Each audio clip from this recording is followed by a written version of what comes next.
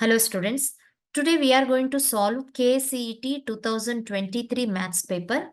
A very best of luck to you all before we start. If you want to practice all the questions from this paper, please visit our website www.examsnet.com. You can also download our app. The link is given in the description box. Let's begin with question number 1, right? If A and B are two matrices such that AB is equal to B, BA is equal to A, then A square plus B square is equal to. So students, here we have to find A square plus B square, right? I'll write, so here A and B are two matrices. So I'll write A square of a matrix, so is equal to, so matrix A into matrix A. Right? Matrix A into A plus B square can be written as matrix B into B. Right? Here matrix A is nothing but BA, which is already given. So I'll write A into the second A can be written as B into A. Right? Plus matrix B into, so matrix B can be written as A into B. So second B, I'll write it as AB. Right? So we all know that multiplication of matrices, right, is associative, right? Associative property holds good for multiplication of matrices. Therefore, I'll write A into BA as AB into A, right? So here BA into B, right? So because associative property, right? Now, what is AB? It is given that AB is equal to B. So I'll write it as B and next matrix is A, right? Plus BA is equal to A, right? A into B. But BA is equal to A. I'll write again BA as A plus AB as B, right? Therefore, A square plus B square is equal to A plus B, right? Option C is the right answer.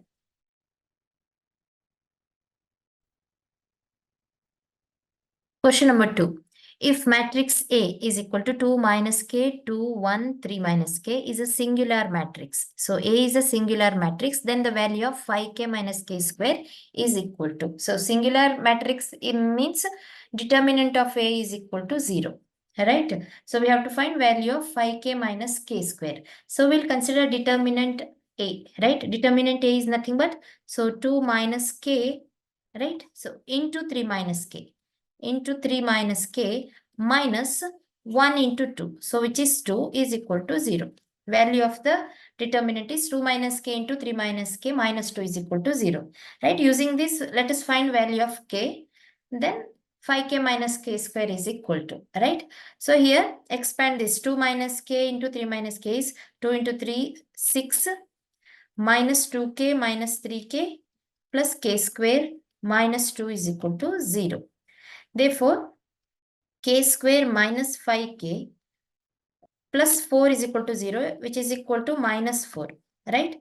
Take this 4 to RHS part, it becomes minus 4. Here question is to find 5k minus k square. So either you can find the value of k first, then substitute the value of k in 5k minus k square, or directly here we have got k square minus k, right? So when it is multiplied by 1, right? Or so multiplied by 1, sorry, minus 1, not 1, multiplied by minus 1, it becomes a minus k square plus 5k is equal to minus of minus 4 is plus 4. Therefore, minus k square plus 5k is equal to 4. Option C is the right answer, right? This is the simplest method. So another method is directly take k square minus 5k plus 4 is equal to 0. So using this, right, plus 4 is equal to 0, a quadratic equation. So split the middle term to find the value of k, right? So it becomes k square. So middle term can be written as minus 4k minus k. It becomes minus 5k. So that product of the coefficients of k, so minus 4 into minus 1 becomes plus 4, which is the last term, right, is equal to 0. Take first two terms where k is common. So k minus 4 minus 1 is common in the last two terms. So it becomes k minus 4 is equal to 0. So we have two values for k. K is plus 4 and k is plus 1, right? Therefore, 5k minus k square becomes, right? So for k is equal to 4, 5k minus k square becomes 5 into 4, 20 minus 16 is equal to 4, right? If k is equal to 4. If k is equal to 1 also, so 5k minus k square becomes 5 into 1 is 5 minus 1 is 4. Therefore, value of 5k minus k square is equal to 4. Option C is the right answer. Question number 3. The area of a triangle with vertices minus 30, 30 and 0k is 9 square units. The value of k is. Very simple question. So students, we all know that area of a triangle with vertices x1, y1. So first vertex is x1, y1 and the second vertex x2, y2, third vertex x3, y3. So the area is given. The formula says area of a triangle delta is equal to half of, right, determinant. So here x1, x2, x3, y1, y2, y3 and 1, 1, 1. In third column we have 1, 1, 1, right? So since it is area of a triangle, so I have to take 3 by 3 determinant, right? So we have to find value of k, right? So area is given, which is 9 square units. So is equal to half of. So determinant x1, x2, x3 are, so x1 is minus 3, x2 is 3, x3 is 0, right? y1, y2, y3 are 0, 0 and k. And in last column you have 1, 1, 1, right? So to find value of k, let us solve this. Half into, right? So in first row minus 3 into 0 minus k, right? Right? Minus 0, right? So in the second term we have 0 because it is multiplied by 0 plus 1 into 3k minus 0, right, is equal to 9. Therefore, so take this 2 to the next part, LHS part, it becomes 18 is equal to, so minus 3 into 0 is 0. So minus 3 into minus k is plus 3k, right? So plus 3k. So which is equal to 6k is equal to 18. Therefore, value of k is 18 by 6, which is 3. Therefore, value of k is option B is the right answer. Question number 4. If delta is equal to determinant 1a square, 1b square, 1cc square, and delta 1 is a determinant, so whose elements are 1, 1, 1, bc, ca, ab, and abc, then the relation between delta and delta 1 is, right? So for this, let us find the value of delta and delta 1 separately, right? So here, so the in first column of delta, we have 1, 1, 1, right? So make the first elements of first row and the second row and third row as 0, right? So these two, 1 as 0. For that, we'll consider R2. So second row is equal to R2 minus R1, right? And R3 is equal to R3 minus R1. There will not be any change the value of the determinant, right? So delta becomes, so first row will be as it is 1a square. So in the second row, first element becomes, so 1 minus 1, R2 minus R1 is 0. So second element becomes b minus a. So third element in the row 2 becomes b square minus a square, right? So whereas in the third row, so it is row 3 is R3 minus R1. So first element is 0, second element is c minus a, third element is c square minus a square, right? So here delta is equal to, so first row will be as it is 1a square. Second row in which we can take out b minus a as common, right? So here I'll take b minus a common from the second row and also c minus a common from the third row, right? So the determinant becomes 1a square 0. So since b minus a is taken out, it becomes 1. And b square minus a square is b minus a into b plus a. So b plus a is the remaining element. Whereas in the third row, so we have taken out c minus a though. So the elements will be 0, 1 and c plus a. Right? So here these two elements are 0. Right? These two numbers are 0. So consider the second element in row 3. Right? So make it 0. Right? So that, so this pattern becomes 0. Therefore, value of the determinant becomes the product of the diagonal elements, right? So to make it 0, we'll consider R3 as R3 minus R2. So delta becomes B minus A into C minus A, right? So determinant, so here 1A square will be as it is. So R2 will be as it is 0, 1, B plus A, and R3 becomes R3 minus R2. So 0, and the second element becomes 0, and C minus A minus B minus A. So A will get cancelled. So we have C minus B. Therefore, value of this determinant, so since this part is 0, right? So all the elements are 0. So the value of the determinant is product of its diagonal elements. So which is C minus B into 1 into 1, right? So B minus A into C minus A into C minus B is delta, right? Right? So delta is this much, right? So to find the relation between delta and delta 1, we need to find the value of delta 1 also, right? So we'll consider delta 1 now, right? So in which the first row elements are 1, 1, 1, right? So here, so second element of the first row and third element of the first row. So we'll make it 0, right? For that, so we'll consider column 2 as C2 as C2 minus C1 and C3 as C3 minus C1. Therefore, delta 1 becomes, so here we'll consider first column. So 1, B, C and A. Second column becomes C2 minus C1, which is 0.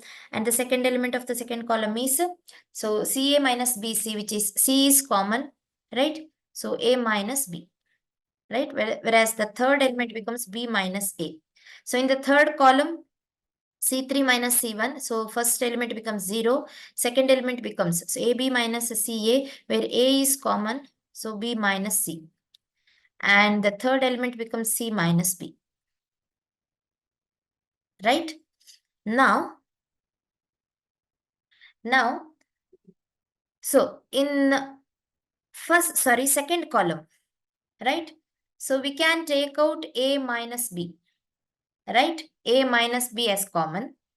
Or since two elements in a row are 0, right? Directly we'll take the value of the determinant, right? So where it depends on the first element of the row 1, right? So the whole value becomes 1 into product of, so C into A minus B into C minus B, right? Or else you can take out A minus B common from the second column, then you can go further, right? So otherwise directly you can find the value of delta 1, right? So which method is convenient for you? So for you, yes. So I'll take out A minus B. So in delta we have B minus A. So I'll take out B minus A common, right? So from C2. So B minus A I'll take out. And from C3, I'll take out C minus B. C minus B, right? C minus B. Because delta is expressed in terms of B minus A and C minus B. So it will be easy for us to express delta 1 in terms of delta, right? If you take out B minus A and C minus B from C2 and C3, right? So the respective columns become 1, B, C and A will be the first column. It will be as it is. So the second column becomes 0 since B minus A is taken out, right? So from A minus B, B minus A when it is taken out, so the remaining element will be minus 1 of C, right? So A minus B is nothing but minus of B minus A, right? Therefore, the remaining element becomes minus C, right, in second column. Whereas B minus A is taken out, so third element will be 1. Whereas in third column, right, so C minus B is taken out, so first element will be 0 as it is. So second element, so B minus C into A, in which C minus B is taken out, so the remaining element will be minus A, and the last element will be 1, right? Now consider the value of the determinant. So delta 1 is equal to B minus A into C minus B, right? So directly we'll take value as 1 into. So minus C, minus of minus A is plus A, right? So then minus 0 into, so any value is 0 plus last element 0, right? Therefore, B minus A into C minus B, right? Into A minus C, right? A minus C, or I'll write minus C plus A as minus of C minus A, right? Minus of C minus A. Therefore, these three terms, B minus A, C minus B, and C minus A, these three terms are nothing but delta with a negative sign, right? Therefore, so delta with negative sign is equal to delta 1. This is the relation between delta 1 and delta, right? Delta 1 is equal to minus delta. So look at the options. Option B is the right answer. Question number 5. If sine inverse 2a by 1 plus a square plus cos inverse 1 minus a square by 1 plus a square is equal to tan inverse 2x plus 1 minus x square, where ax belongs to open interval 0 to 1, then the value of x is equal to. So we have to find value of x. So students, here very simple calculation. Sine inverse 2a by 1 plus a square is nothing but, so tan inverse, 2 tan inverse a. 2 tan inverse A is sin inverse 2A by 1 plus A square, plus cos inverse 1 minus A square by 1 plus A square is again 2 tan inverse A. 2 tan inverse A, right? These are the two formulae, right, of 2 tan inverse A is equal to tan inverse 2x by 1 minus x square is 2 tan inverse x. 2 tan inverse x, right? Where Ax belong to the open interval 0 to 1, right? So here 2 tan inverse A plus 2 tan inverse A is 4 tan inverse A is equal to 2 tan inverse x, right? Here we need value of x, right? So we'll take tan inverse x, right? So tan inverse x is equal to 4 by 2 tan inverse A, which is 2 tan inverse A, right? So 4 by 2 tan inverse A is 2 tan inverse A, right? Therefore, x is equal to, so x is equal to, so tan of, right? So 2 tan inverse A. Tan of 2 tan inverse A, right? So tan of 2 tan inverse A is in the form of tan 2 theta, right? Tan 2 theta is 2 tan theta divided by 1 minus tan square theta. Tan 2 theta is 2 tan theta by 1 minus tan square theta. Here theta is tan inverse A, right? Using this formula, so it becomes 2 tan theta. So theta is, what is the value of theta? Tan inverse A, right? So 2 tan of tan inverse A divided by 1 minus tan square tan inverse A. Tan square tan inverse A, right? Therefore, x is equal to, so 2 times tan of tan inverse A is A itself, right? Divided by 1 minus, since tan of tan inverse A is A, so tan square of tan inverse A is A square, right? Therefore, value of x is 2A by 1 minus A square. So look at the options. Option B is the right answer.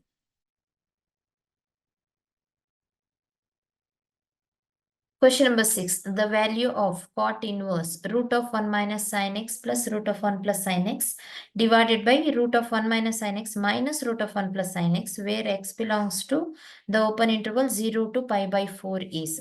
So students, I'll take 1 minus sin x, right? In which I'll take 1 as cos square x by 2 plus sin square x by 2,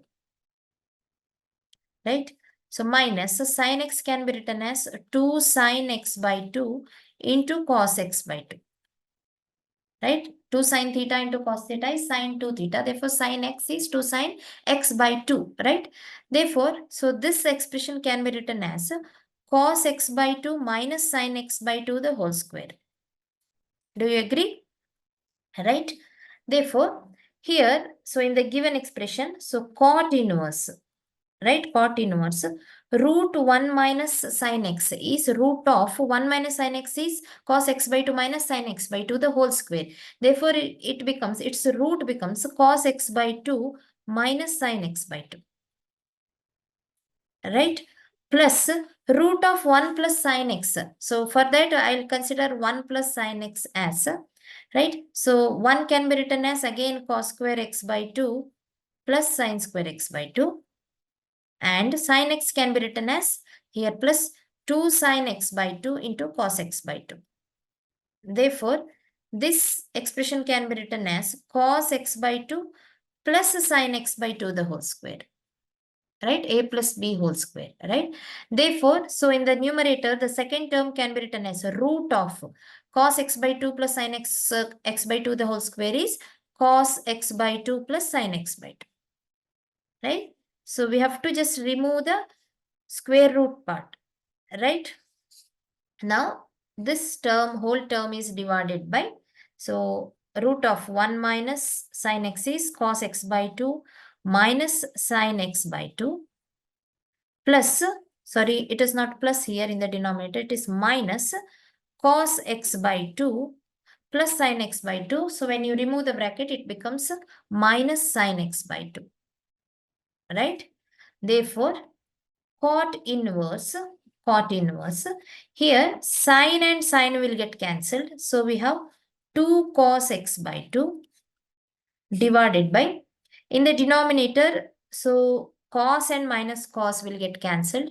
We have minus 2 sine x by 2 in the denominator. Here 2 and 2 will get cancelled. So we have cot inverse minus cot x by 2. Right? So cot inverse minus theta. Here theta is cot x by 2. Cot inverse minus theta is pi minus cot inverse theta. Pi minus cot inverse theta. So using this relation, so this can be written as pi minus cot inverse. Here theta is cot x by 2. Right? Therefore, pi minus cot inverse cot x by 2 is x by 2. Therefore, value of the given expression is pi minus x by 2. Hence, option B is the right answer.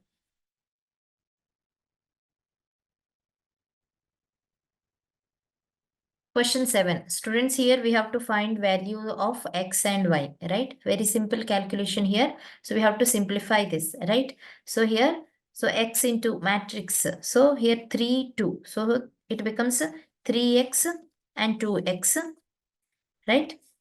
And in the second matrix, we have to multiply y by 1 and minus 1, right? So here matrix 1 minus 1 into y becomes y minus y, right?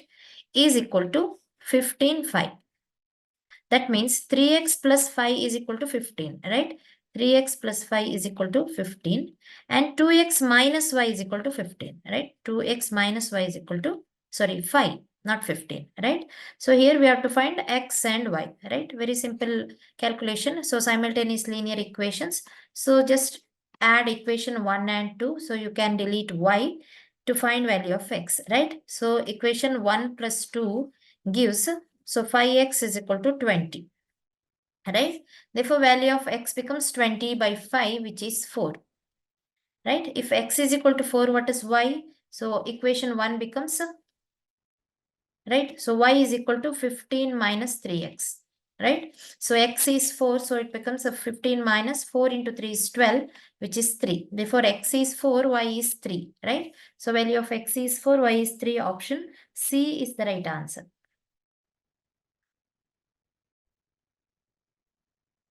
Question number 8. If the function f of x is equal to 1 by x by 2, then the point of discontinuity of the composite function y is equal to f of x is. So that means at what point the function is discontinuous, we need to find. So for example, at x is equal to some point, right? The function y becomes infinity. Right? So that means if f of x is defined like 1 by x by 2, f of x becomes, you will get a function, right? So whose denominator should not be a 0, right? If denominator becomes 0, the function becomes infinity. So it becomes a discontinuous function. So that function cannot be defined, right? Therefore, at what point? So x is equal to, at what point the function is discontinuous? right? So the point of discontinuity of the composite function. So for that, we'll consider y is equal to f of x. So here f of x is given, which is 1 by x plus 2.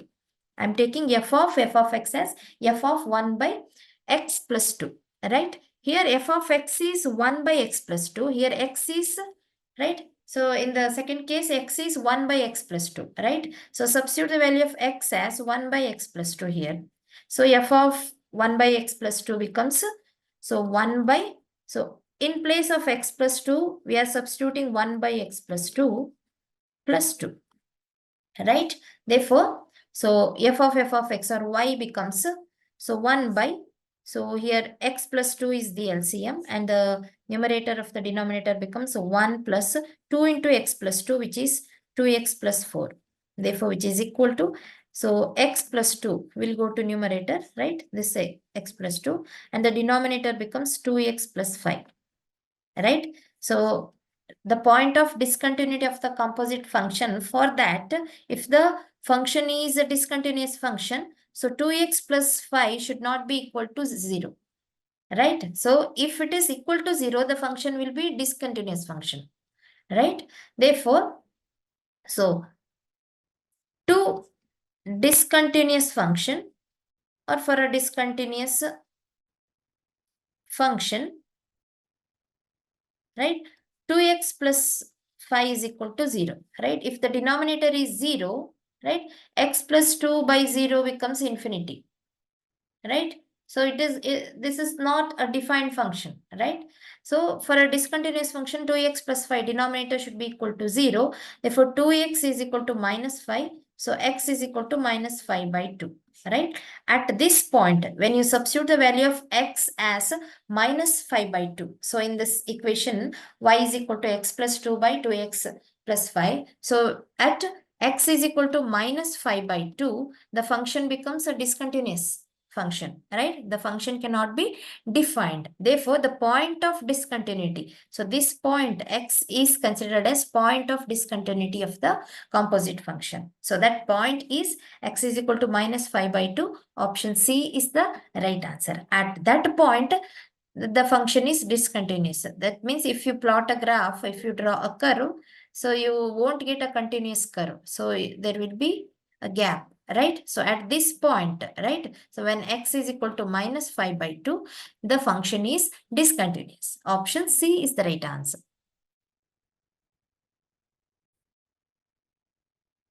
Question number 9, if y is equal to a sin x plus b cos x, then y square plus dy by dx the whole square is right? So let us consider y square first, right? If y is a sin x plus b cos x, y square becomes, so a sin x plus b cos x the whole square. So a plus b the whole square, it becomes a square sin square x, right? Where a and b are constants, right? So here a square plus b square is b square cos square x, right? Plus 2ab. So 2 times ab, product of a sin x and b cos x. It becomes a 2ab into sin x cos x is y square, right?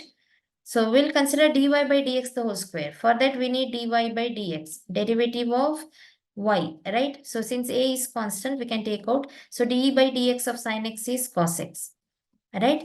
So plus b into, so derivative of cos x is minus sin x, so it becomes minus b sin x, right? Therefore, dy by dx, the whole square becomes, so since dy by dx is in the form of a minus b, right? Its a square is a minus b the whole square, which is a square cos square x, a square plus b square. So b square plus, sorry, b square into sin square x minus 2ab. So 2ab into sin x into cos x.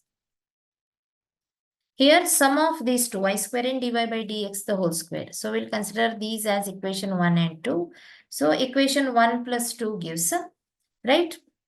So y square plus dy by dx the whole square is equal to, so we have 2ab into sin x cos x minus 2ab into sin x cos x.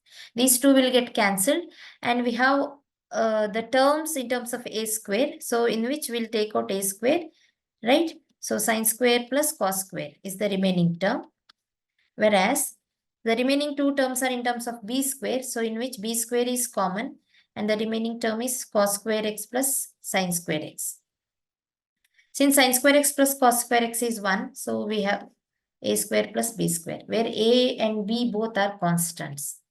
Right? So independent of x and y. Therefore, so option B is the right answer. So y square plus dy by dx the whole square is a constant. It is not a function of x and y. It is not a function of x or y. Right? Therefore, option B is the right answer.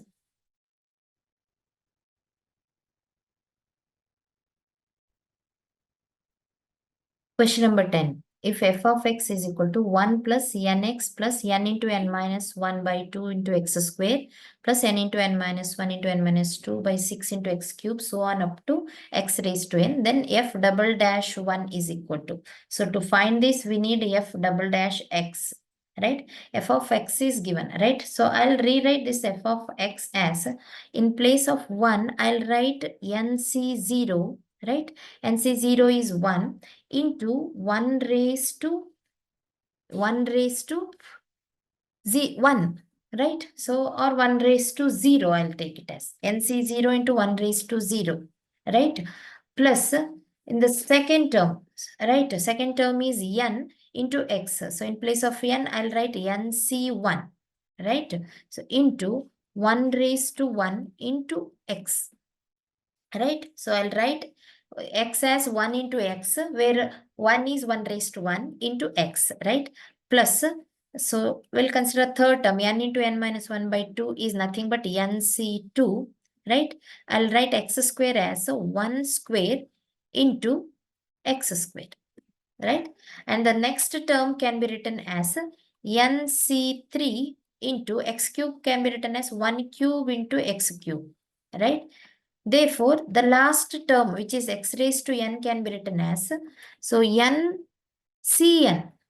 ncn is 1 into 1 raised to n into x raised to n. Right? So here, f of x. So this can be written as 1 plus x raised to n, a binomial expression, right? 1 plus x raised to n is equal to nc0 into 1 raised to 0, right?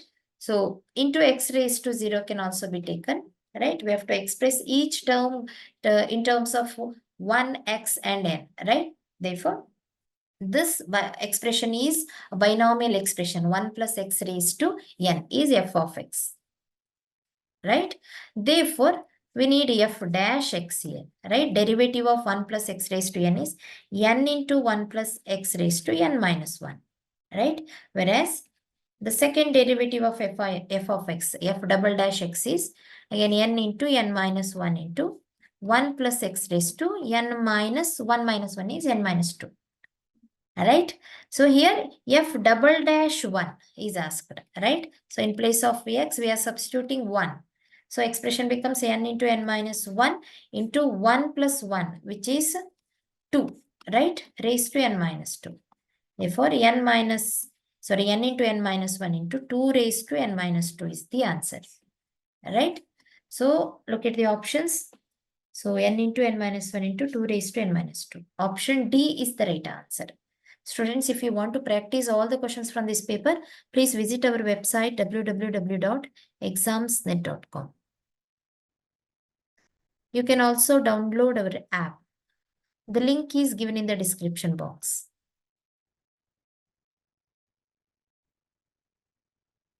Question number 11. If matrix A is equal to 1 tan alpha by 2 minus tan alpha by 2 and 1, and AB is equal to I is an identity matrix, then matrix B is equal to. So here students, AB is equal to I means, so A into A inverse is also I. Therefore, we can equate matrix B to A inverse. Right? So once we find the value of A inverse, which is automatically equal to B in this particular case, right? So we'll find A inverse then. So A inverse. So the formula says it is 1 by determinant A. 1 by determinant A into adjoint A.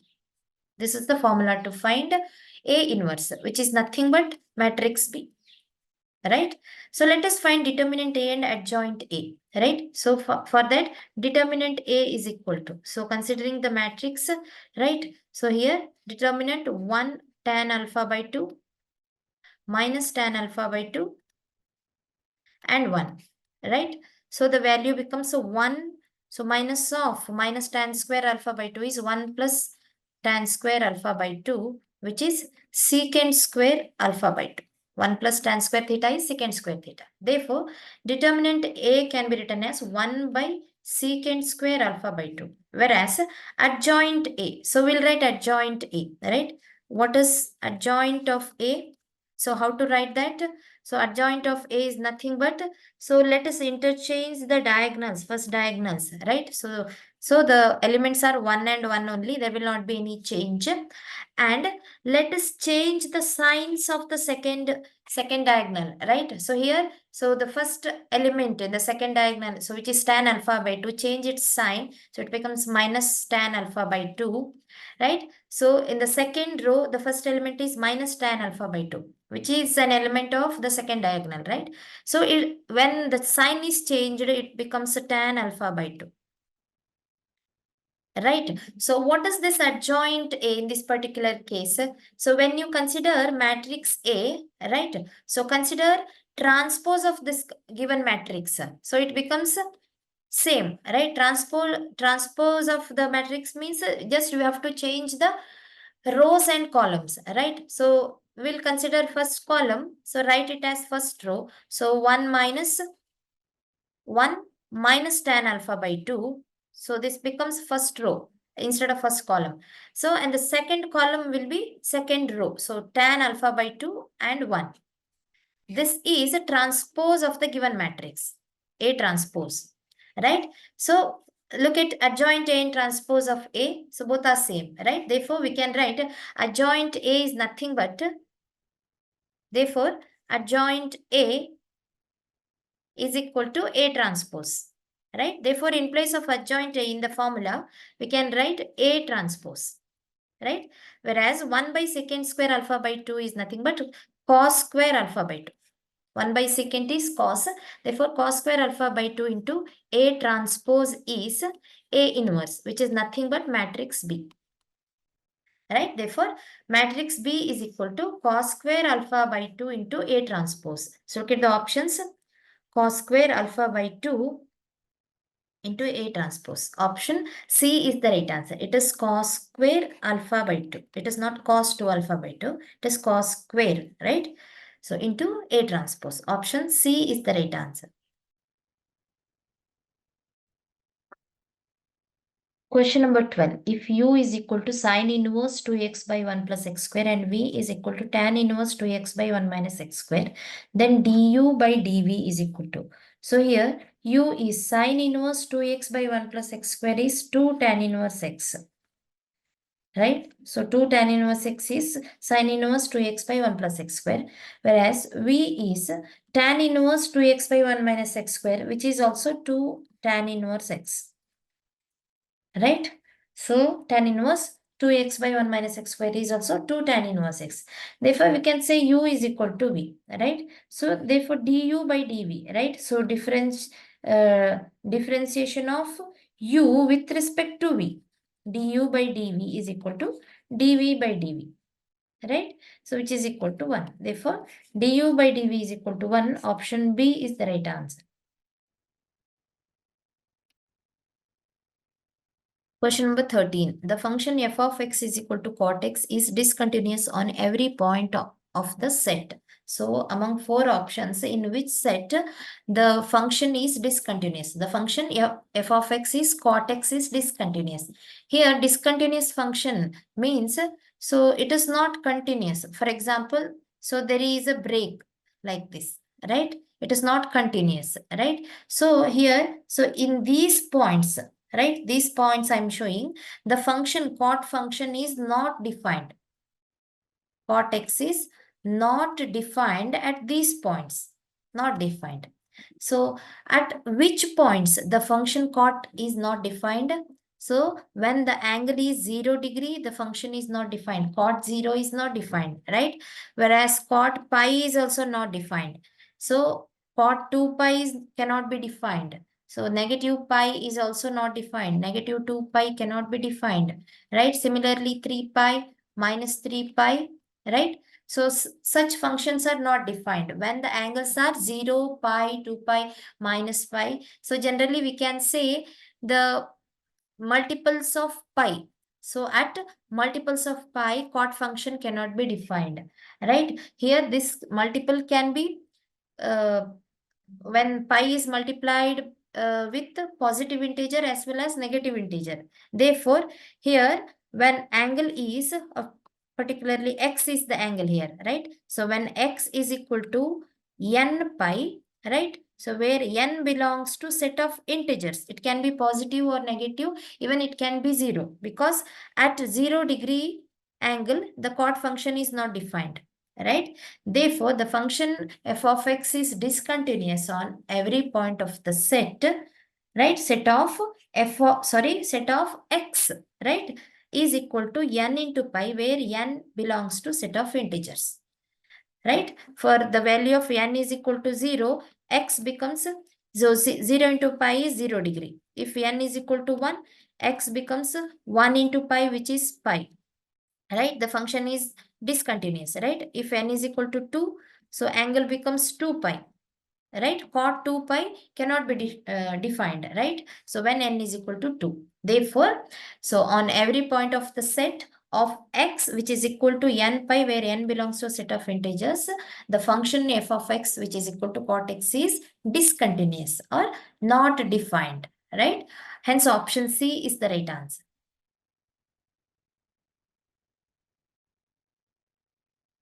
Question number 14. A particle moves along the curve x square by 16 plus y square by 4 is equal to 1. When the rate of change of abscissa is 4 times that of its ordinate, then the quadrant in which the particle lies in. So students, so the equation of the curve has been given. Particle moves along the curve, right? Which is x square by 16 plus y square by 4 is equal to 1, right?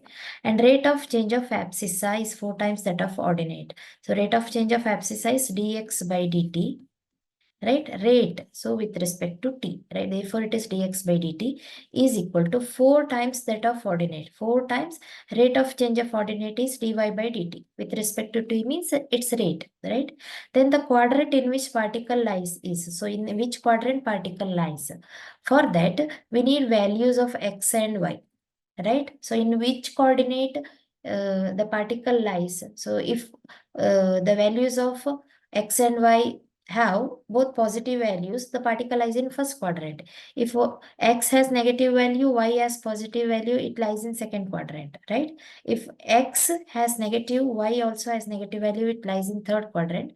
If x has positive, y has negative value, then particle lies in fourth quadrant, right? So depending upon the value of x and y, we can decide the particle lies in which quadrant, right? To find that, let us consider equation of the curve x square by 16 plus y square by 4 is equal to 1, right?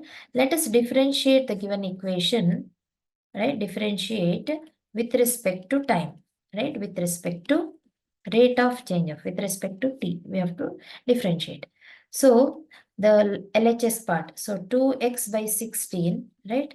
So into dx by dt plus, so d by dt of y square by 4 is 2y by 4 into dy by dt is equal to d by dt of 1 is 0, right? Since dx by dt is 4 times dy by dt, so we just take this 2 by 16 is 1 by 8 into x, it becomes x by 8. Dx by dt is 4 times dy by dt plus 2y by 4 is y by 2 into dy by dt is equal to 0, right? So in this we can take dy by dt as common, and the remaining terms are 4x by 8 is x by 2, right? Plus y by 2 is equal to 0, right? So here rate of change of ordinate, right? So rate of change of ordinate cannot be 0, right? Therefore, since dy by dt is not equal to 0, so we can equate, so x by 2 plus y by 2 is equal to 0. Right? Therefore, x by 2 is equal to minus y by 2. Right? So we'll consider x by y. Ratio is minus 2 by 2, which is minus 1, right? So the ratio of x to y should be minus 1, right? A negative value. Therefore, either x is positive, x positive, y negative, or x negative, y positive. Right? So then only their ratio becomes a negative value, minus 1. Right? So since x is equal to y here. So if the ratio is 1, then the values are equal. But so the ratio is negative value. Therefore, either x is negative, right? Or y is negative. So both cannot be negative, both cannot be positive. Right? Therefore, there are two cases. Right? So when x is positive, y is negative, right? X is positive, y is negative. Therefore, so in such a case, particle lies in fourth quadrant, right? So in the second case, x is negative, y is positive. So x is negative means negative x-axis, positive y-axis. So the particle lies in second quadrant, right? Therefore, the quadrant in which the particle lies in is second or fourth quadrant, right? Then only the ratio of x to y becomes a negative value, right? Minus 1. Therefore, second or fourth quadrant is the right answer, option D.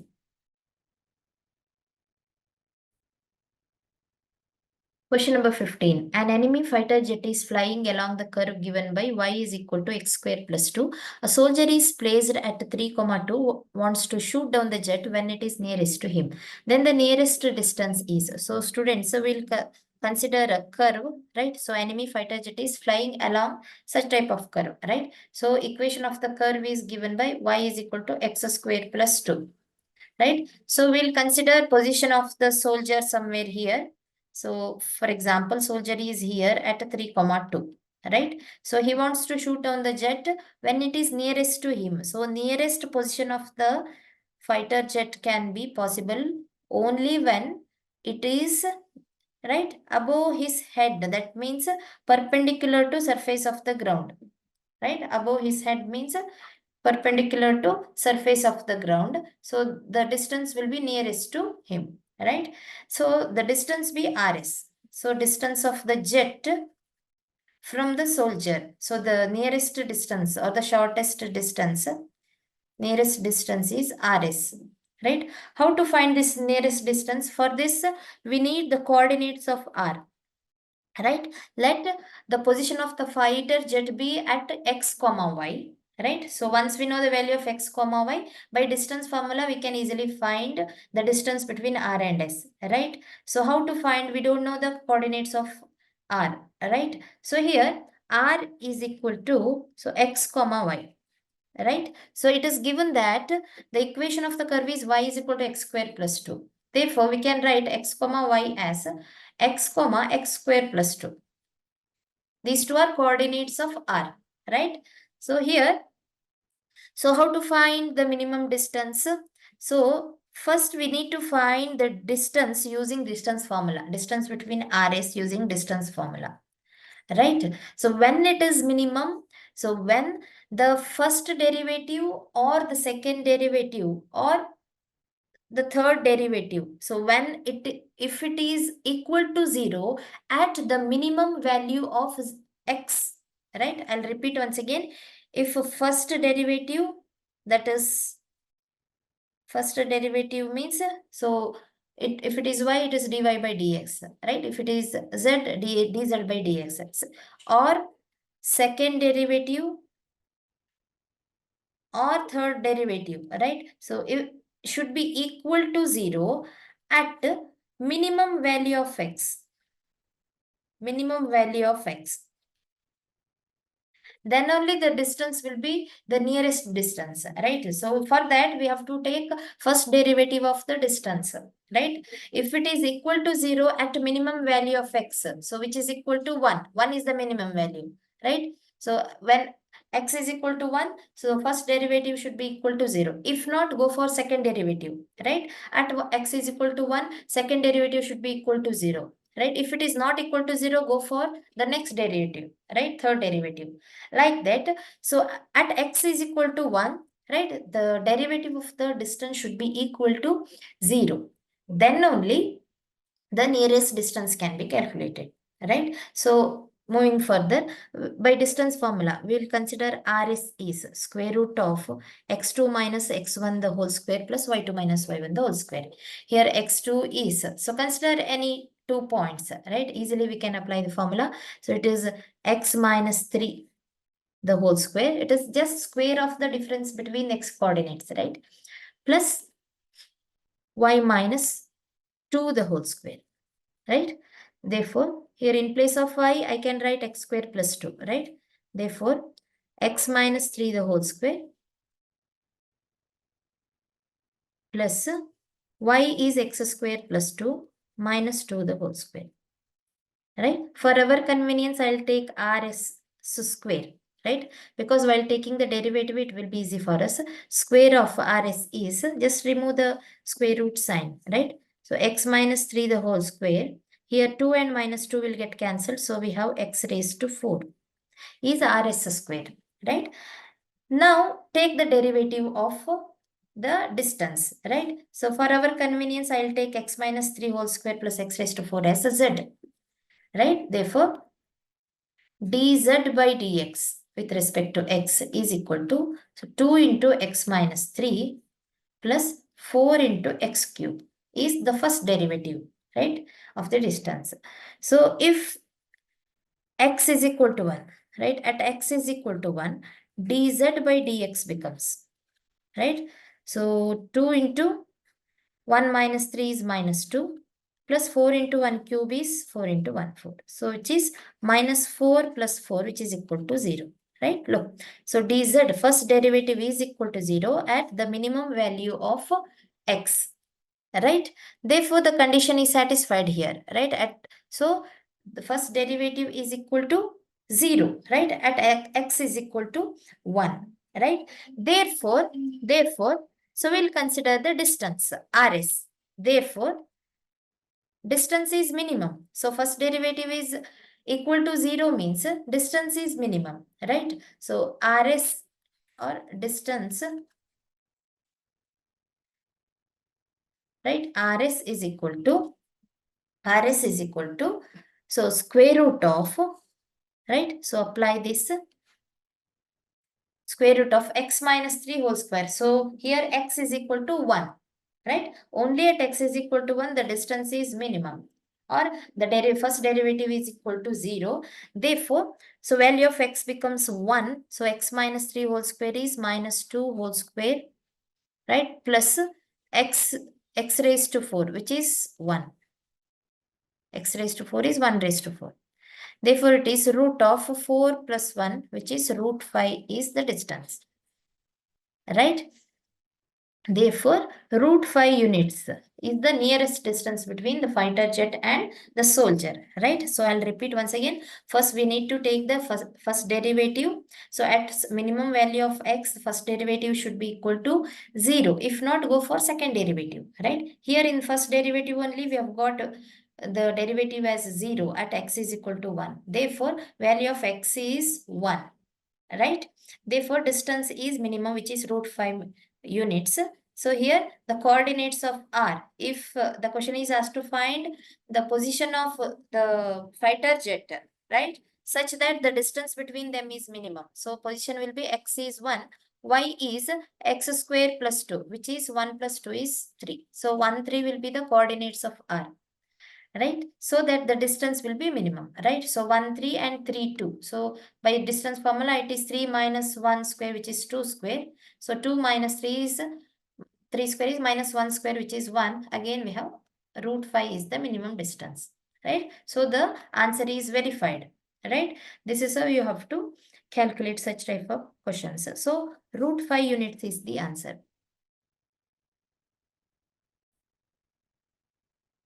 Question number 16. Integral 2 to 8 of 5 raised to root 10 minus x divided by 5 raised to root x plus 5 raised to root 10 minus x with respect to x. Students, to solve this, so here we'll consider the given integral as I, right? So to solve this, we are using the concept of integral a to b f of x dx, right, is equal to integral a to b f of a plus b minus x with respect to x, right? So using this concept, so the given integral is equal to, so consider the given integral as equation 1, right? So which is equal to integral 2 to 8. Here f of x is equal to f of a plus b minus x. So numerator becomes 5 raised to root of 10 minus, in place of x, we are writing a plus b minus x. So a and b are the limits, right? A plus b is 8 plus 2, which is 10 minus x, right? Divided by, so 5 raised to root of x is nothing but a plus b minus x, which is 10 minus x, plus 5 raised to root of 10 minus of 10 minus x, right? With respect to x. Simplify it, integral 2 to 8 of 5 raised to root of 10 minus 10, 0, minus of minus x is plus x, 5 raised to root x, right? Divided by, so the denominator becomes 5 raised to root of 10 minus x plus 5 raised to root of x with respect to x. Consider this as equation 2, right? Which is nothing but I, right? Let us add equation 1 and 2. Right? So left hand side becomes 2i is equal to, in equation 1 we have numerator as 5 raised to root 10 minus x, and equation 2 the numerator is 5 raised to root x, and the denominators are same, right? Denominators are same in equation 1 and 2.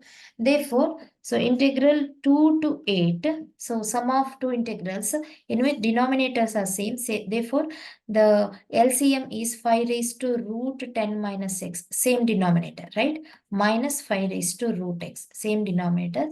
So only thing is we have to add the numerators, that's it. So numerator of first equation is 5 raised to root 10 minus x plus second equation, its numerator is 5 raised to root x, right? Here the denominator is, yes, 5 raised to root 10 minus x plus 5 raised to root x with respect to x. So numerator and denominators are same, therefore integral 2 to 8, 1 with respect to x. Integral 1 with respect to x is x within the limits 2 to 8, right?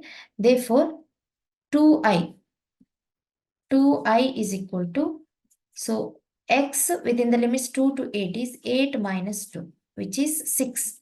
2i is 6, therefore I is 6 by 2, which is 3, right? Therefore, the value of the given integral is 3. Option B is the right answer.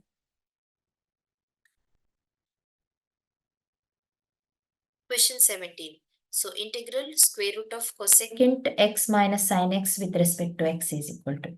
So here students will write cosecant x as 1 by sin x, right?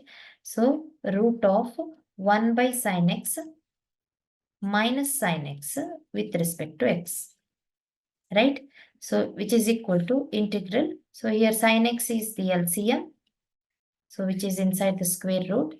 So and the numerator becomes 1 minus sin square x with respect to x, right? So 1 minus sin square x is cos square x. Its root is cos x. Cos x divided by root sin x with respect to x. Right? Let us go for substitution method. Here, let us assume sin x as t. Right? So if sin x is t, take the derivative of sin x. So which is cos x with respect to x is equal to dt, right? Cos x dx is equal to dt. Now the given integral becomes integral cos x dx is dt, right? Divided by root of sin t is t, root t, right? Root t is nothing but t raised to 1 by 2, right? So which is equal to, so integral 1 by root t is always 2 root t, right? 2 root t plus constant. Or you can consider it as integral integral t raised to minus 1 by 2, right, with respect to t.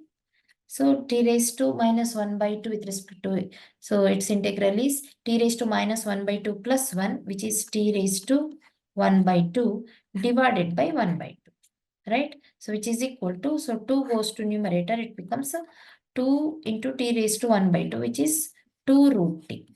Both are same, right? So 2 root t plus c is the answer. So here t is nothing but sine t, right? Therefore, integral is equal to, so 2 root t plus c, which is 2 into root of t is sine x plus c. So 2 into root of sine x plus c is the answer, option A.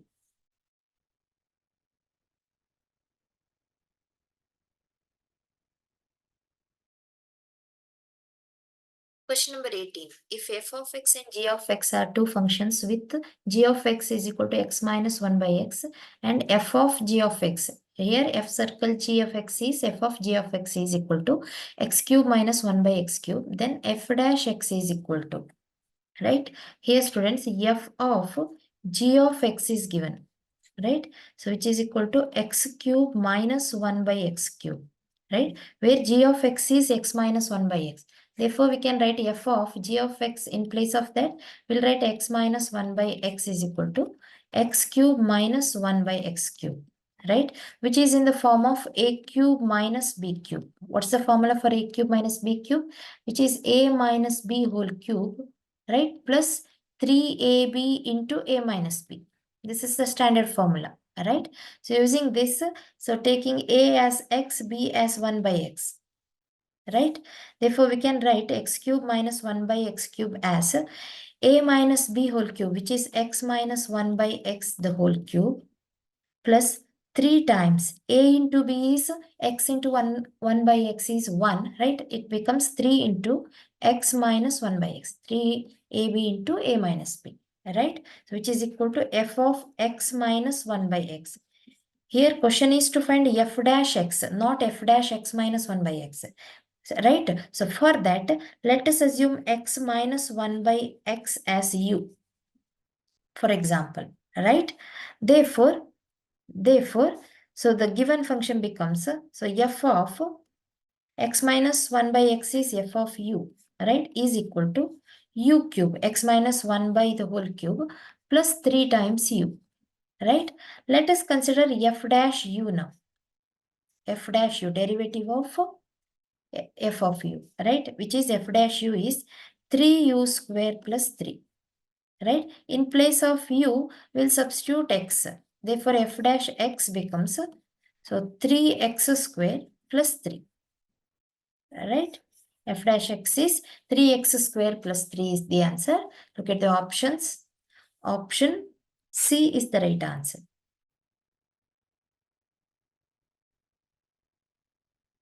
Question number 19. A circular plate of radius 5 cm is heated. Due to expansion, its radius increases at the rate of 0.05 cm per second. The rate at which its area is increasing when the radius is 5.2 cm. Right? Here, the radius increases at the rate of 0.05 cm. That means, so rate of change of radius, right? Rate of change of radius is 0.05 centimeter per second, right? This is a rate of change of radius. Change of radius is given, right? The rate at which the area is increasing, we need to find, right? The area is A here. So rate at which area is increasing is dA by dt, right? So rate of change of area we need to find, right? So when the radius is 5.2 centimeter, so when the new radius is 5.2 centimeter, right? So here rate of change of area dA by dt is equal to 2 pi r into dr by dt, right? So 2 pi r is the circumference of the circular plate into rate of change of radius, right? Gives the rate at which area is increasing, right? So substituting the values, you will get 2 pi into radius is, so 5.2 centimeter. after expansion, radius becomes 5.2 centimeter into rate of change of radius is 0.05 centimeter per second, right? So we'll consider 2 into 0.05. So which is 0.1 into 5.2 into pi.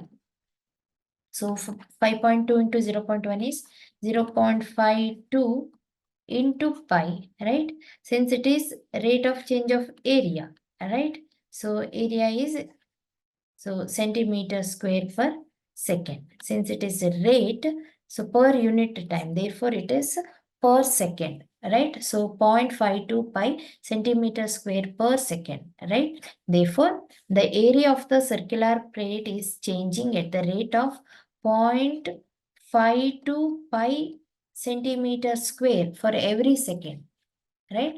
For every second, the change in the area of the circular plate is 0.52 pi centimeter square, right? So in every second. Therefore, look at the options. Option B is the right answer.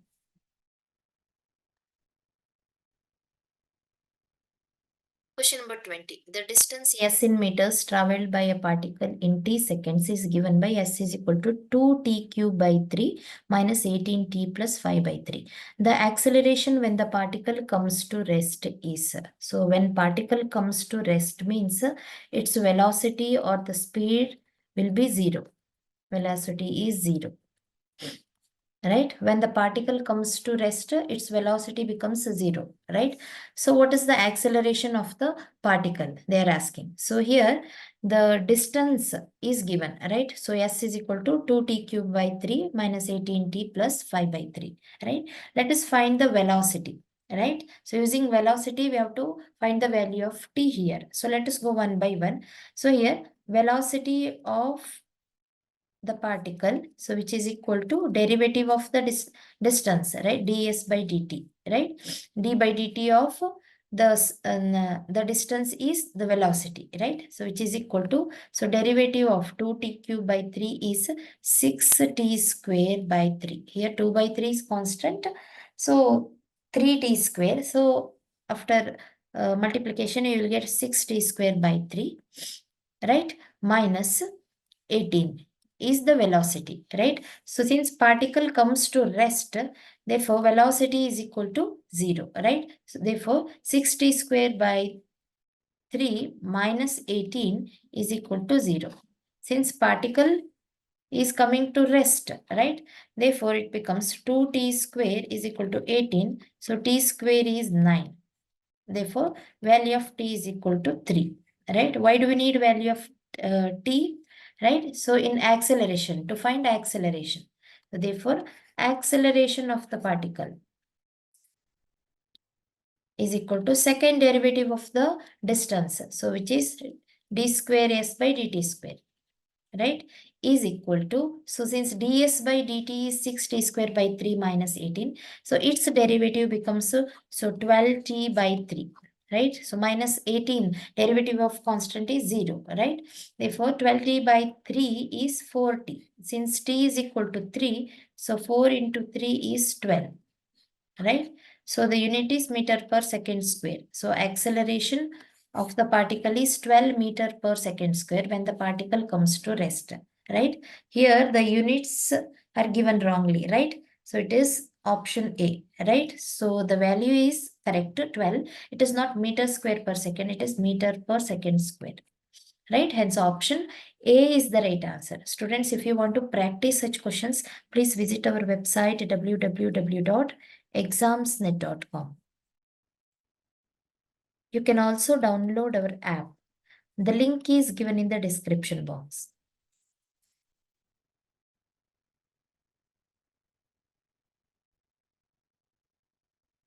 Question 21. So integral 0 to pi x tan x by secant x into cosecant x with respect to x is equal to. So students, so we'll consider integral 0 to pi. So x into tan x can be written as sin x by cos, right? Whereas in the denominator, we have secant x, which is nothing but 1 by cos x, and cosecant x is 1 by sin x. So that we can cancel cos, and this sin x it will go to numerator. So we have integral 0 to pi x sine square x with respect to x, right? X sine square with respect to x. So simple calculation here, integral 0 to pi x sine square x. So sine square x can be written as 1 minus cos 2x by 2, right? So 0 to pi x into 1 minus cos 2x by 2 is sine square x, right? So with respect to x.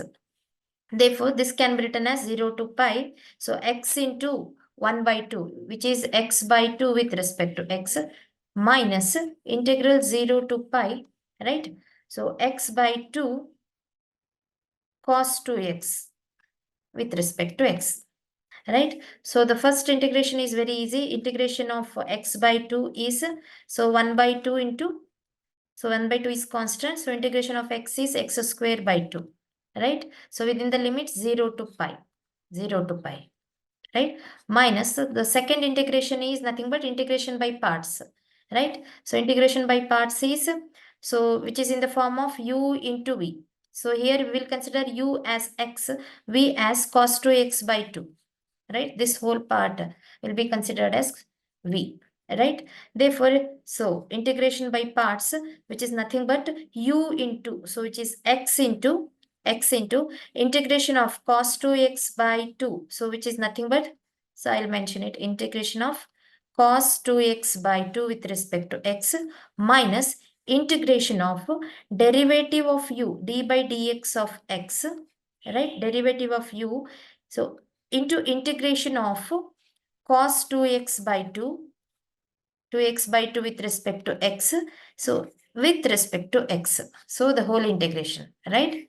Therefore here the first term becomes x square, right? X square by 4 within the limits 0 to pi, minus, so the second term integration by parts, it becomes, so x into, so cos 2x by 2 with respect to x, its integration is, so here 1 by 2 is taken out, so integration of cos 2x is sine 2x by 2, sine 2x by 2, minus, so in the second integration we have d by dx of x is 1 into, so 1 by 2 is taken out. When it is taken out, integration of cos 2x is again sine 2x by 2, right, with respect to x. Again on simplification, we will simplify the first part only. So pi square by 4 minus 0, right? 0 square by 4 is 0. This will be the first part.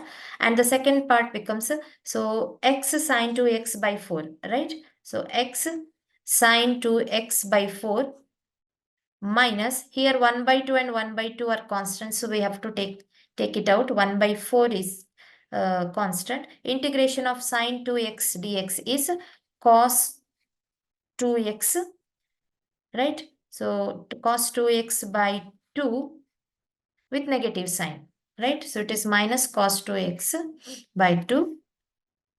Therefore, so still we can simplify pi square by 4, right? Minus x sine 2x by 4, 2x by 4. So here 4 into 2 becomes 8. So minus of minus, it becomes, so here integration of sine 2x is, yes, it is plus cos 2x, right? So it becomes minus cos 2x by 8, right? So within the limits 0 to pi, right?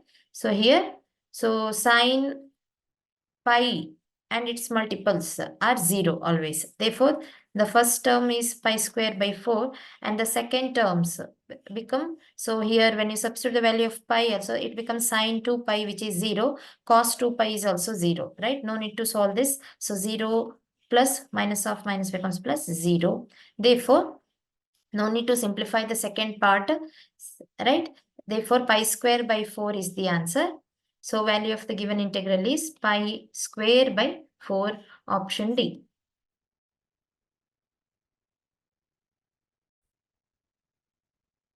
Question number 22. So integral square root of 5 minus 2x plus x square with respect to x is equal to. So students, so we'll consider the given root, right? So root of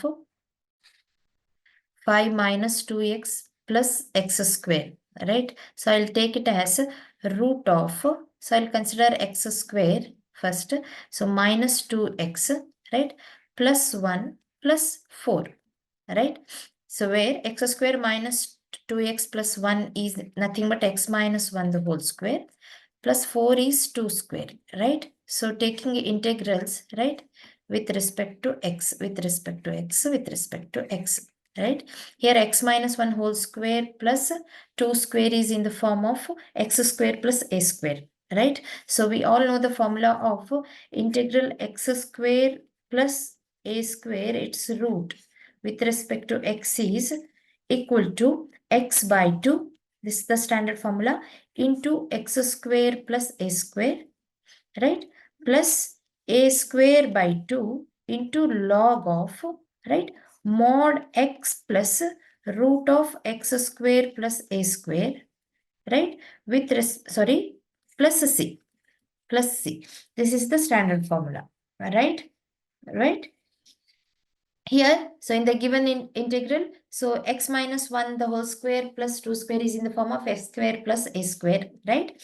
Therefore, applying that, so I'll take it down right here, right? The given integral is equal to, yes, so x by 2. So here x is x minus 1, right? So it becomes x minus 1 by 2 into root of x square plus a square is x minus 1 the whole square.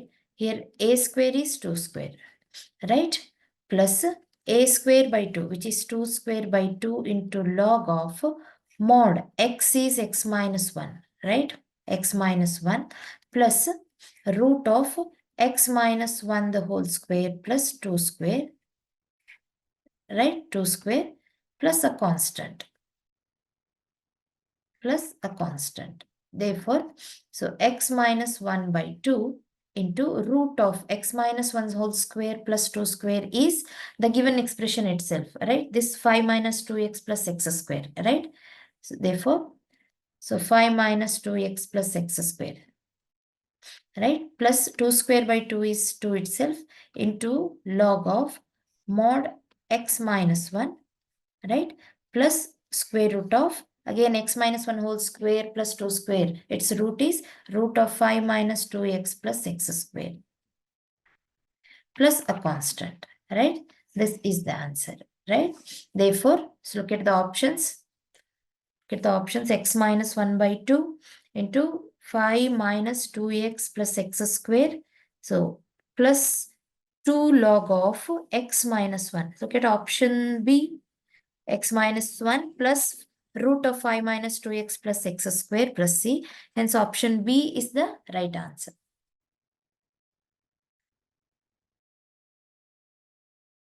Question 23. Integral 1 by 1 plus 3 sine square x plus 8 cos square x with respect to x is equal to.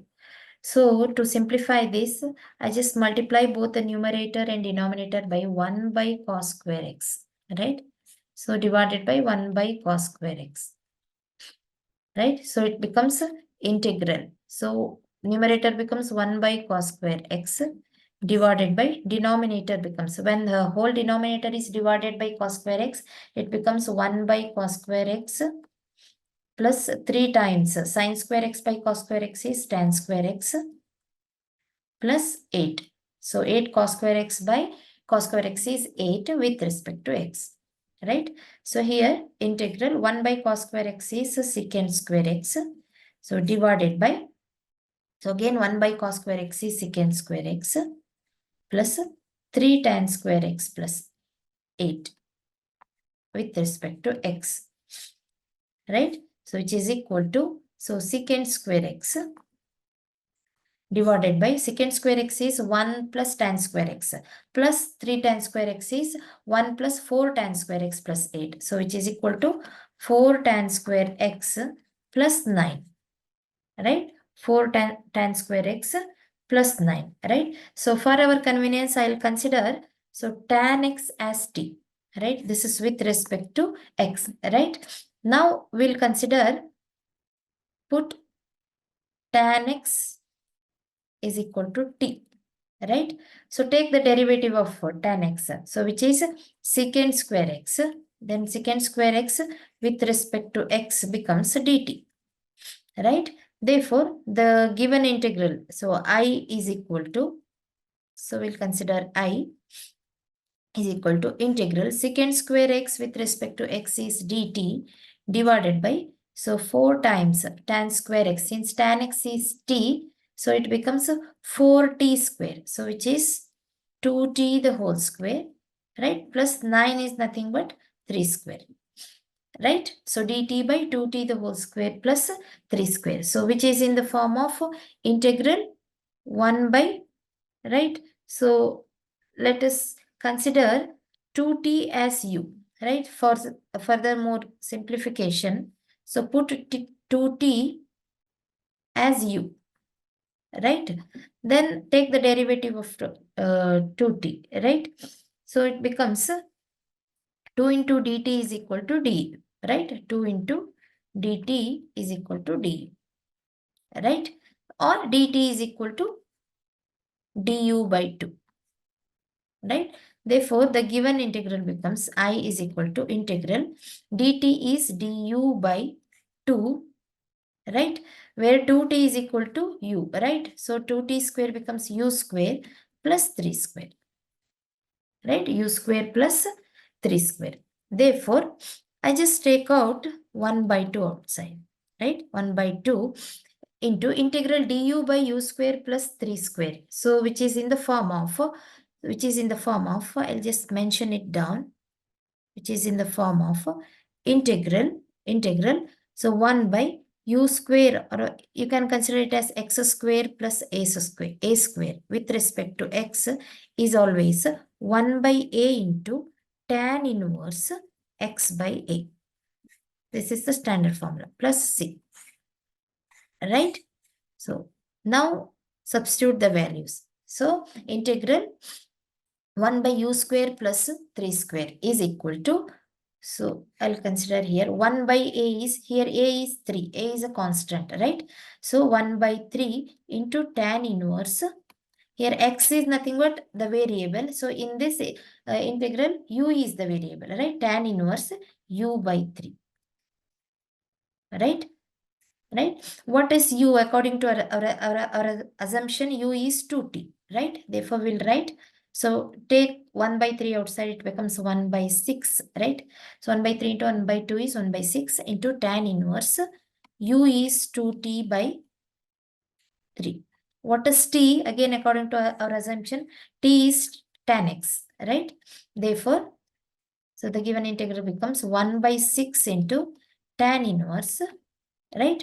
So t is tan x, right? So 2 tan x by 3, right? 1 by 6 into tan inverse 2 by 3 into tan x, right? Look at the options.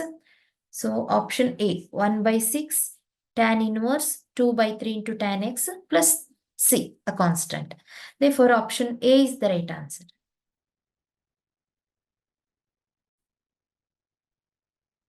Question 24. So integral minus 2 to 0 of x cube plus 3x square plus 3x plus 3 plus x plus 1 into cos x plus 1 with respect to x is equal to. So we'll write this as integral minus 2 to 0, right? Here this part x cube plus 3x square plus 3x plus 3 can be written as x plus 1 the whole cube, right? Plus 2. Right, since x plus 1 the whole cube is x cube plus 1 plus 3x into, right? So a cube plus b cube plus 3ab into a plus b, right? So 3x into x plus 1. So plus 2 gives this whole expression, right? X cube plus 3x square plus 3x plus 3, right? And the next term is x plus 1 into cos of x plus 1 with respect to x. Right? So for our convenience, I'll consider x plus 1 as t, right? So I'll just mention here. So x plus 1 as t.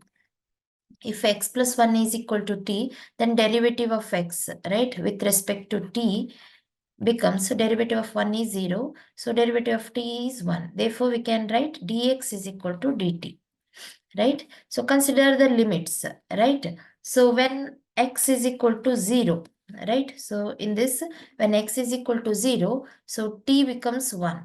T is equal to 1. When x is equal to the lower limit minus 2, t becomes minus 1. Therefore, the limits can be considered as, so minus 1 to 1, right? Minus 1 to 1, right? When x is minus 2, t is minus 1, x is 0, t is plus 1. Therefore, the limits become minus 1 to 1, right? So integral minus 1 to 1. So x plus 1 raised to 3 is t cube, t raised to 3 plus 2, right? So plus x plus 1 is t into cos t, dx is dt, right? Dx is equal to dt.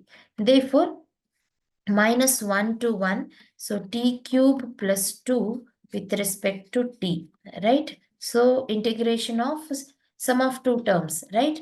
So plus integration minus 1 to 1. So t cos t dt, right? So very simple calculation. So which is equal to, so integration of t cube is t raised to 4 by 4 plus integration of 2 with respect to t is 2t, right? Within the limits minus 1 to 1 plus second integration. So second integration is integration by parts, right? So integration of u into v with respect to with respect to maybe dx, right, is equal to, so u into integration of v, right, minus integration of u dash into u dash with respect to x, right, into integration of v with respect to x, right? So integration of derivative of u into integration of v with respect to x. So whole integration with respect to x. So considering this formula, so second term becomes integration by parts, which is equal to u is the first term, which is t, right, into integration of cos t is sin t, right, minus integration of derivative of u is 1, derivative of t is 1 into integration of cos t again sin t, right, with respect to t, right? So within the limits minus 1 to 1. Now, so solve this. So t raised to 4 by 4. So 1 raised to 4 by 4 is 1 by 4, right? So 2 into 1 is 2 minus, so minus 1 raised to 4 is 1 by 4, right? So plus 2 into minus 1 is minus 2, right? Plus the second term becomes t sin t. Integration of sin t is minus cos t, right? So it becomes plus cos t within the limits minus 1 to plus 1, right? Now substitute the values. Here plus 1 by 4 minus 1 by 4 will get cancelled, and plus 2 minus of minus 2 is plus 2. 2 plus 2 is 4, right? Plus here considering the limits, right? T sin t. So when t is 1, it becomes sin 1. T is 1, t sin t becomes sin 1 plus cos t becomes cos 1, right? Minus t sin t. Again, it becomes a minus sin of minus 1, right? Plus cos of minus 1. Therefore, 4 plus, right? Here, sin 1 plus cos 1, right? So minus of, here, sine of minus theta. Sine of minus theta is always sine theta. So minus of sine theta. So minus of sine of minus theta is minus sine theta, right? So plus into, right? So I made a mistake here. So here it should be, yes, it's correct, right? So 1 minute. So sine of minus theta is minus sine theta, which is correct. So it becomes, yes, correct. So minus sign of 1, minus sign 1. So inside the bracket, it becomes a plus sign 1. So into minus, which is outside the bracket, it becomes minus sign 1, right? So here cos of minus theta is always cos theta. So it becomes minus cos 1, right? Minus of cos 1, right? Therefore, it becomes, so sin 1 will get cancelled, cos 1 and cos 1 will get cancelled. So we have 4 plus 0, which is 4, right? Therefore, the value of the given integral is plus 4. Option A is the right answer. Question 25. The degree of the differential equation 1 plus dy by dx the whole square plus d2y by dx square the whole square is equal to cube root of, this is cube root of d square y by dx square plus 1. So students, here degree of a differential equation is nothing but the power of the highest order derivative, right? So power of the highest order derivative. Here, highest order derivative is d2y by dx square, right? So this is the second power. That means second order derivative, which is y2, right? Its power is 2.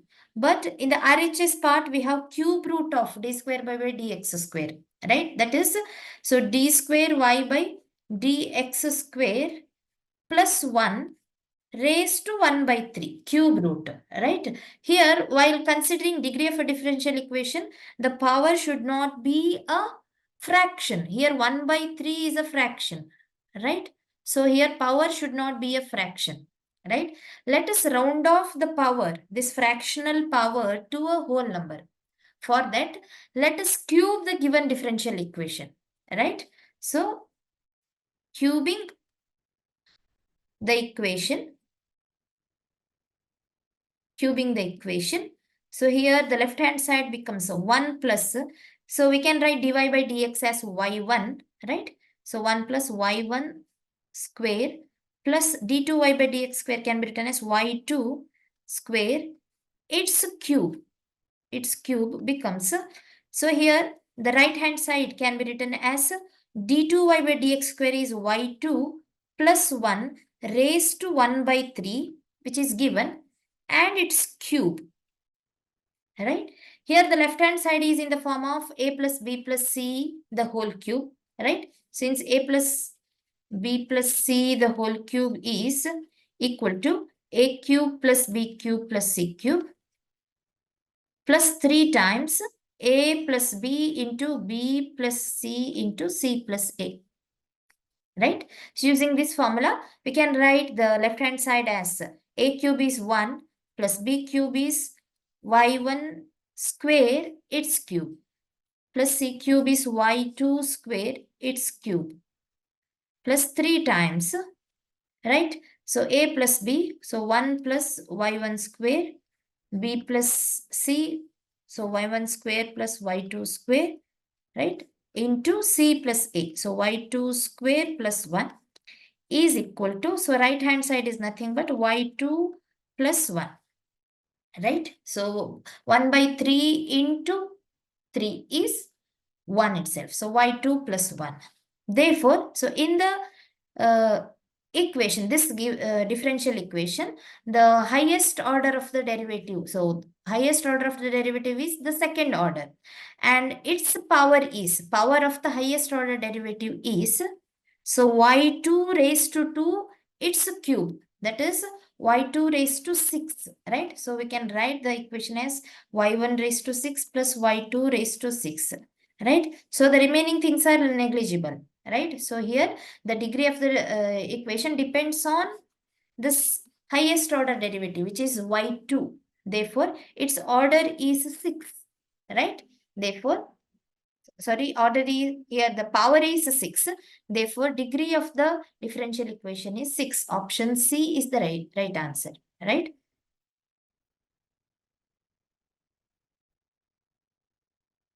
Question 26.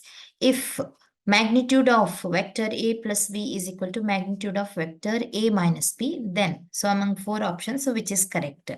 So to solve this, so we'll consider dot product of two vectors. So let A be a vector. So A dot A is always the square of its magnitude, right? So magnitude of A the whole square, right? Keeping this in our mind, so we'll consider the given equation. So squaring both the sides, you will get, so magnitude of A plus B the whole square is equal to magnitude of A minus B, vector A minus vector B the whole square, right? Since vector A square is dot product of A and A, vector A dot A, right? So using this formula, so we can write the magnitude of A plus B the whole square can be written as, so A vector A plus B dot vector A plus B, right, is equal to vector A minus B dot vector A minus B dot product, right? Therefore, so here dot product of two vectors, right? Or the similar vector, same vector, so can be written as vector A plus B the whole square, right? So using the formula of A plus B whole square, which is A square plus B square. So magnitude of vector A square plus magnitude of vector B square, right? Plus 2 times dot product of vector A and B, vector A dot vector B, right, is equal to magnitude of vector A square plus magnitude of vector B square. So vector A minus vector B the whole square, right? So B square, magnitude of vector B square minus 2 times dot product of vector A and B, right? Therefore, so we can cancel magnitude of vector A square and A square here, B square and B square. Therefore, 2 times dot product of A and B. So take this minus 2 to the left hand side, it becomes plus 2 times dot product of A and B is equal to 0. That means 4 times vector A dot B is equal to 0. So this implies vector A dot vector B is equal to 0. So if the dot product of two vectors is equal to 0, then those two vectors are perpendicular to each other, right? So perpendicular to each other. Therefore, among four options, so vector A and vector B are perpendicular, right? Option C is the right answer.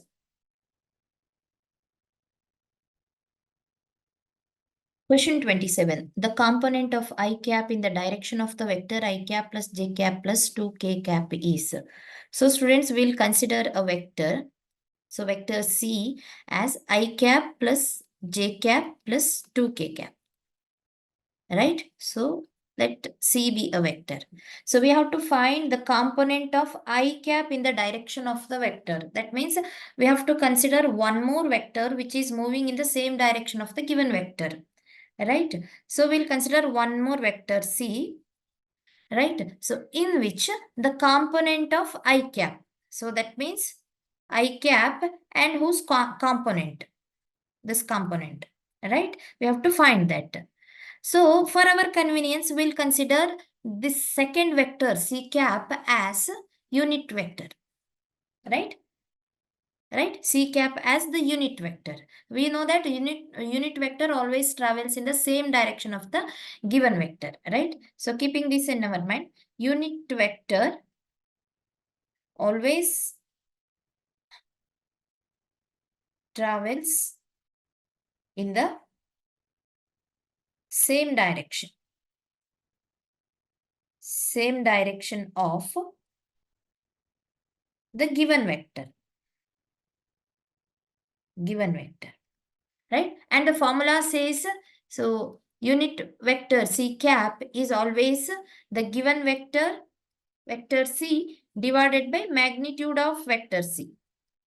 This is the formula. So what is the given vector?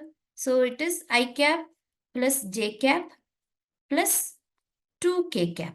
So we are writing the unit vector right here. So unit vector is, So the given vector C divided by magnitude of the given vector. So given vector is I cap plus j cap plus 2k cap divided by, so magnitude of the given vector is square root of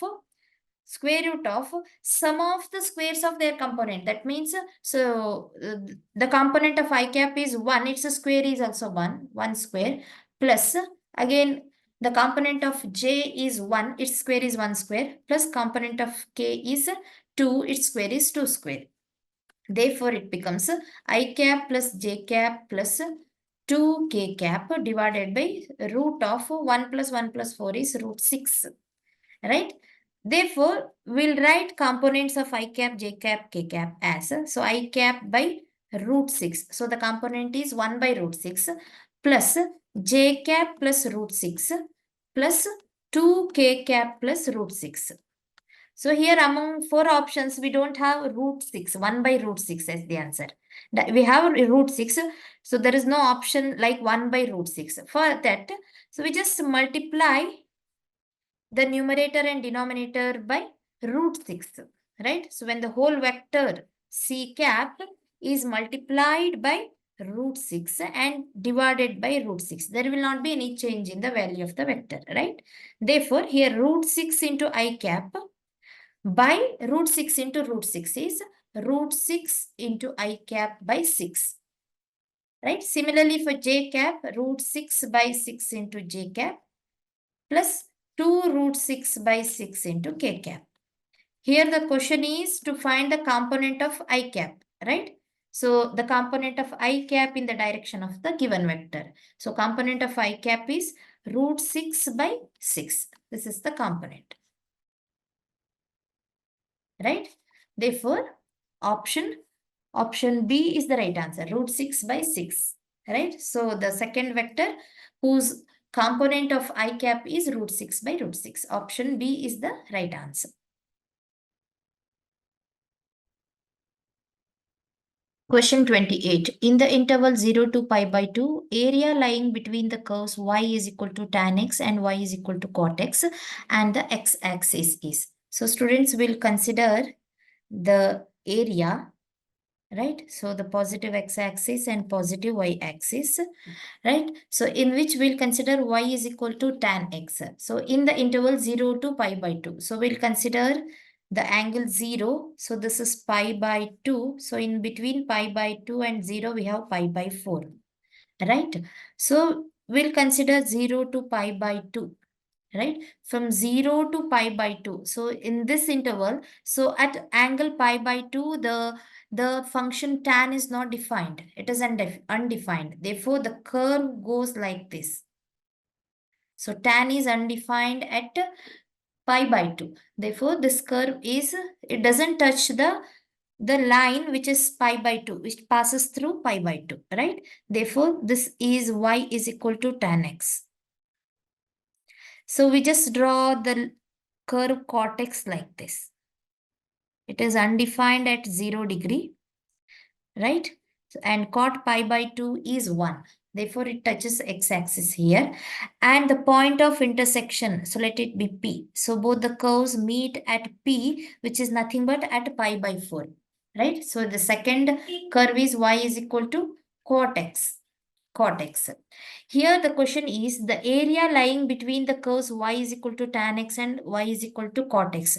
These two areas, I'll consider these two areas as A1 and A2. So what is the area? So we'll consider area is the sum of these two areas, right? So bound by y is equal to tan x and y is equal to cot x, right? So here integral. So the range is 0 to pi by 4. Within this range, what is this area?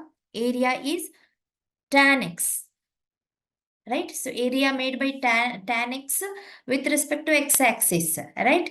So tan x with respect to x plus area made by y is equal to cot x. This curve, second curve is, so it is cot x with respect to x within the range pi by 4 to pi by 2.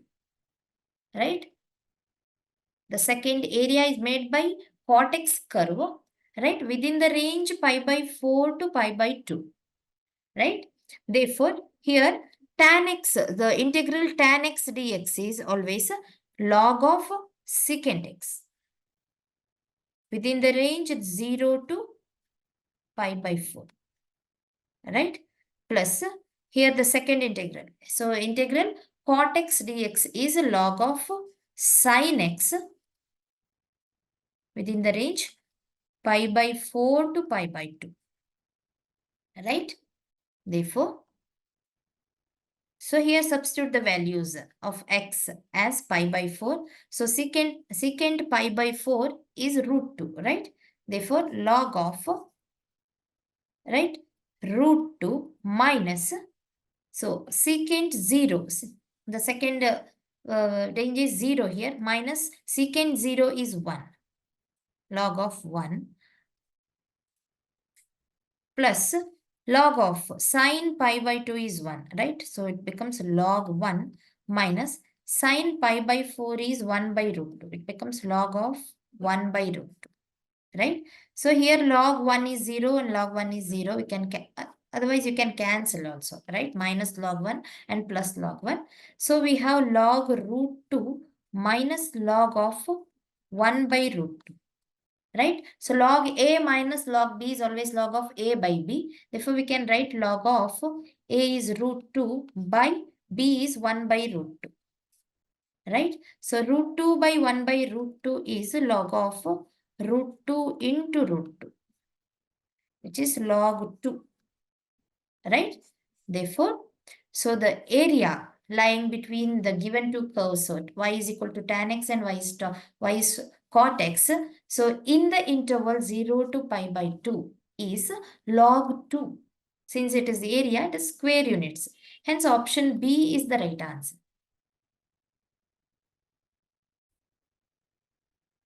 Question 29. The area of the region bounded by the line y is equal to x plus 1 and the lines x is equal to 3 and x is equal to 5 is. Very simple question. So let us draw the line here. So we'll consider x and y axis. X and y axis, right? Here the line is equal to, y is equal to x plus 1. How to draw this line? So when x is 0, right? So when x is 0, y becomes 1, right? So y is equal to x plus 1. Therefore, 0 plus 1 becomes, right? So 1. So y is 1, x is 0. So here x is 0, y is 1. Therefore, the point is, so if you consider, so along y-axis, so this point becomes 0, 1, right? So when x is negative value, for example, minus 1, so y becomes 0, right? This is negative x-axis, negative x-axis. So for the value of x is minus 1, y becomes 0, right? So let us join these 2 points, right? And extend it, right? So this line is nothing but y is equal to x plus 1. Right? Here the question is area of the region bounded by the lines x is equal to 3 and x is equal to 5. So we'll consider, so x is equal to 3. For example, here along positive x-axis, x is 3 and the point 5 comes somewhere here. Right? So let us draw perpendiculars from the given line, right? Y is equal to x plus 1 to the x-axis where it touches the points 3 and 5. Like this, right? So we have to find this area. Area bounded by x is equal to 3 and x is equal to 5 by the line y is equal to x plus 1, right? So how to find this? Therefore, area. So the area is always integral y dx, right? Y with respect to x, right? So here integral y is x plus 1 with respect to x. So bounded by the lines x is equal to 3 and x is equal to 5. Therefore, the integral x plus 1 with respect to x within the range 3 to 5. Right?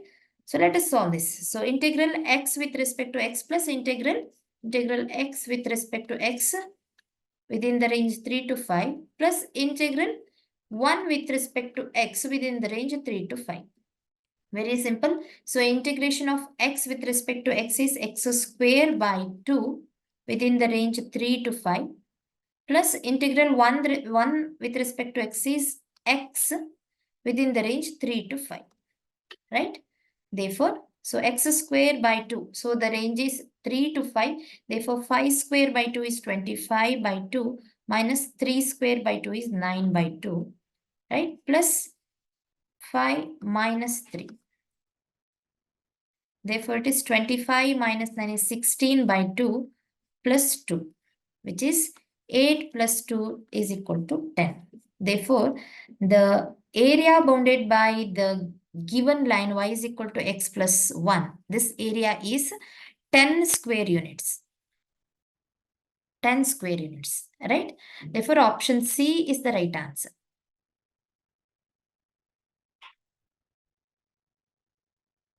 Question 30. If the curve passes through the point 1, 1 and at any point xy on the curve, the product of the slope of its tangent and x coordinate of the point is equal to the y coordinate of the point.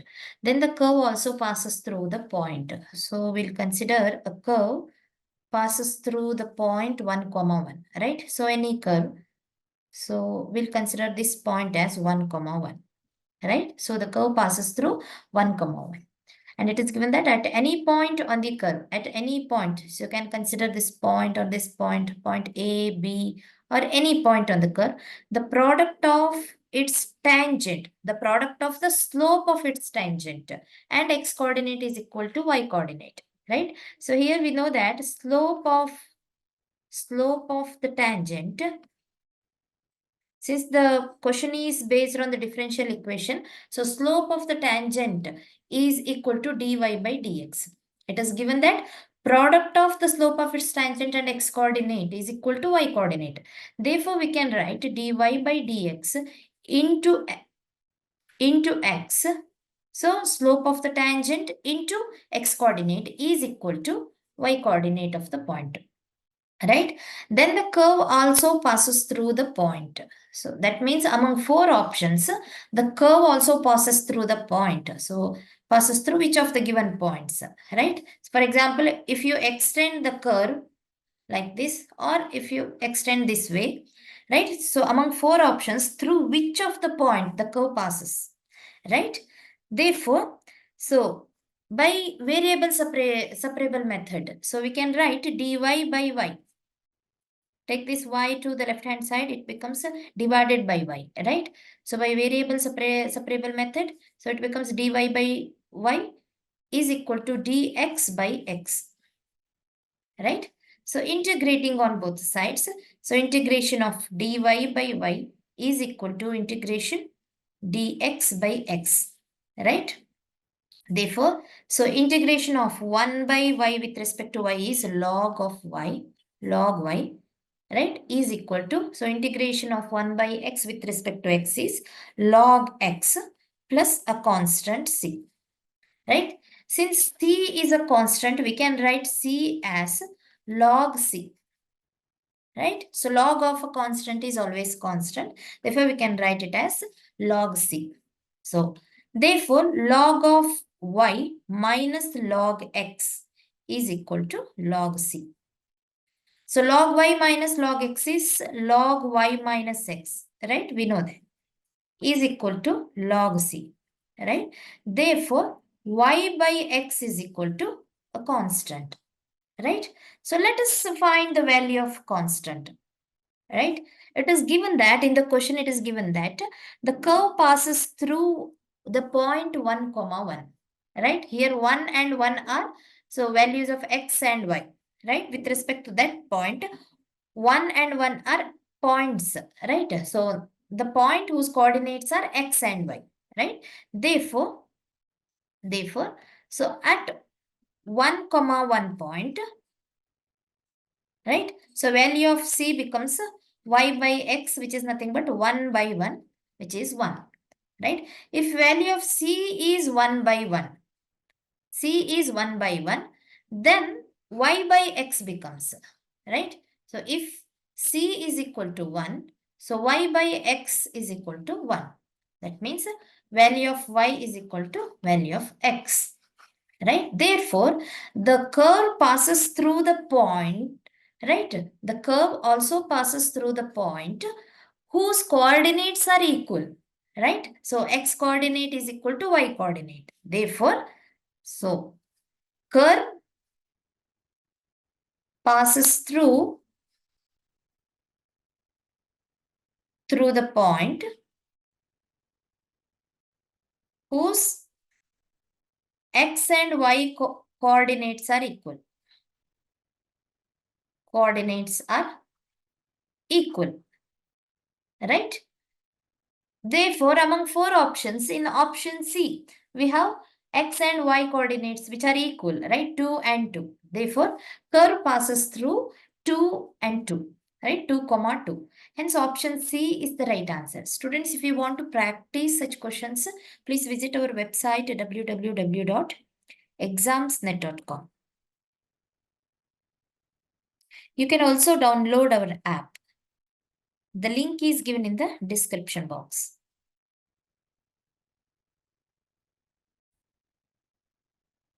Question 31. The length of perpendicular drawn from the point 3 minus 1 11 to the line x by 2 is equal to y minus 2 by 3 is equal to z minus 3 by 4. Right? So students, we'll consider a line. So length of perpendicular drawn from the point. So let P be a point. 3 minus 1 11. A perpendicular is drawn from the point P to a line. Right? So this is the line, right? So we'll consider L1 and L2 are two lines which are perpendicular. And L2, the second line is x by 2 is equal to y minus 2 by 3 is equal to z minus 3 by 4. This is the second line, right? So what is to be calculated here? So we have to find the length of the perpendicular. This length, let it be PQ, right? So we have to find PQ. For that, so here we know the coordinates of P. Let us find coordinates of Q, right? If x1, y1, z1 are the coordinates of P, so let x2, y2, z2 be the coordinates of Q. We have to find that, right? So for that, first we have to find the direction ratio of PQ. Since L1 is perpendicular to L2, let us find direction ratio first. Direction ratio of PQ, right? So using that, you can easily find the coordinates of Q, right? So which are x2, y2, z2. So using x1, y1, z1 and x2, y2, z2, we can easily find PQ because PQ is, so x2 minus x1 the whole square plus y2 minus y1 the whole square plus z2 minus z1 the whole square. Right? To find this, we need the direction ratio, right? So how to find that? So let us consider the given line, right? x2 by 2 is equal to y2 minus 3 by 3 is equal to z minus 3 by 4. So like, let us equate this to a constant k, right? When x by 2 is equal to k, then x becomes 2k, right? So y becomes y minus 2 by 3 is equal to k. So y becomes 3k plus 2.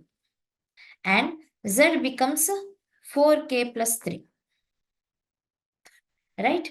Therefore, the direction ratio of Q, direction ratio of PQ, not Q, it is PQ, right? So here in the given line, so L2, right? So 2, 3 and 4 are the direction ratios, right? Whereas here x is equal to 2k and the given coordinates of P, right, are 3 minus 1 and 11, right? These are the coordinates. Therefore, direction ratio of PQ becomes 2k, right? This is the x coordinate minus 3, right? 2k minus 3 and 3k plus 2 minus of minus 1 is 3k plus 3, right? And z coordinate is 4k plus 3 minus 11 becomes minus 8. This is the direction ratio of PQ, right? Whereas 2, 3 and 4 are the direction ratios of the second line L2, right? Here PQ is nothing but L1, the first line, right? Whereas L2 is the second line. Since L1 is perpendicular to L2, right? When two lines are perpendicular to each other, then the dot product of their direction ratios are equal to 0, right? So we'll consider their direction ratios. So L1 is perpendicular to L2. So dot product of direction ratios. Here x coordinate is 2k minus 3, right? And the corresponding, the ratio is, direction ratio is 2, right? So into 2 plus y coordinate of L1 is 3 according to the direction ratio, right? Direction ratio is 3k plus 3 and the corresponding ratio is 3, right? Of L2 plus 4k minus 8 and the corresponding direction ratio of the second line is 4 into 4 is equal to 0. Why do we need this dot product of direction ratios? Because we need to find value of k, right? So to find coordinates of q, we need value of k, right? Therefore, so you can mention it. So dot product of direction ratios is equal to 0 because two lines are perpendicular to each other, right? So we can easily find value of k. So simplified 4k minus 6 plus 9k plus 9 plus 16k minus 32 is equal to 0. So 16k plus 9k, 25k plus 4k is 29k minus, so minus 6 plus 9 is plus 3, minus 32 is minus 29 is equal to 0. So 29k is 29. So value of k is 29 by 29, which is 1. K is 1. So once we know the value of k, so coordinates of q, right? Therefore, coordinates of q are, right? So x2, y2, z2, which is nothing but 2k, 3k plus 2 and 4k plus 1, right?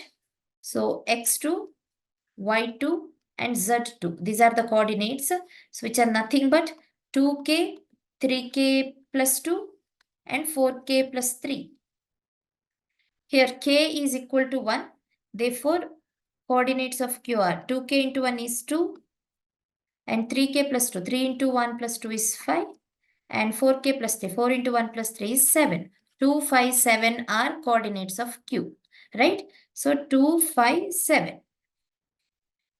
So here the question is to find length of the perpendicular, which is PQ, right?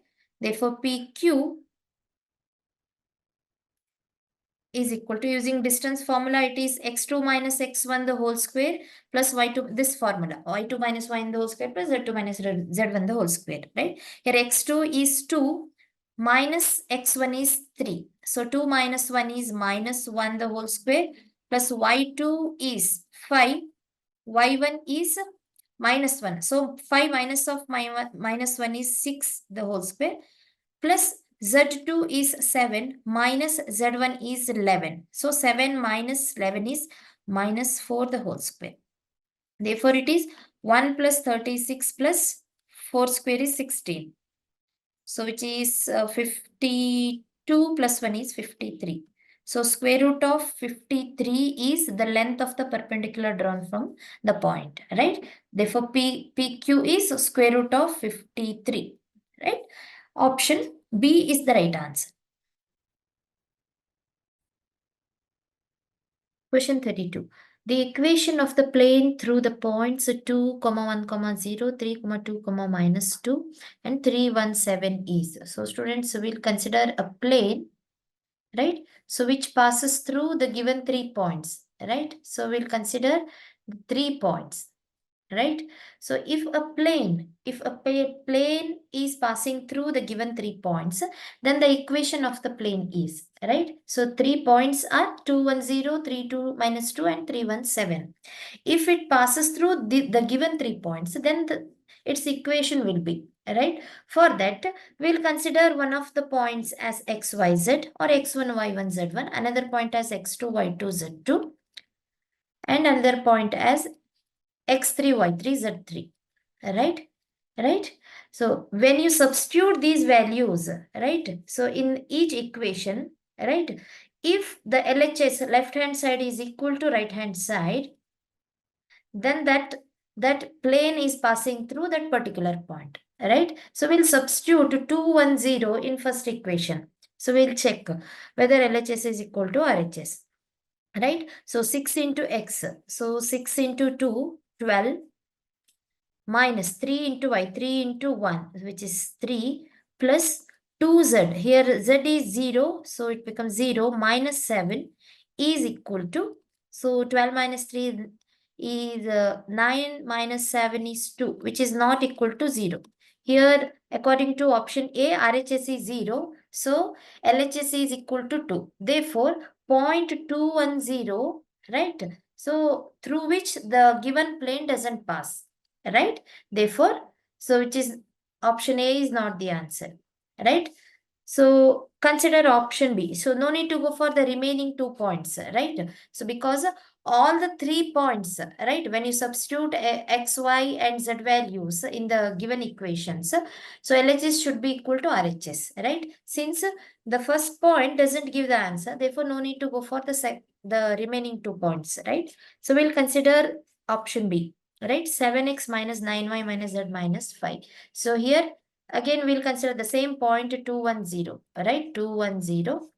Here x is 2, y is 1, z is 0. So 7x minus 9y becomes 7 into 2, 14 minus 9 into 1, which is 9, minus z is 0 here, right?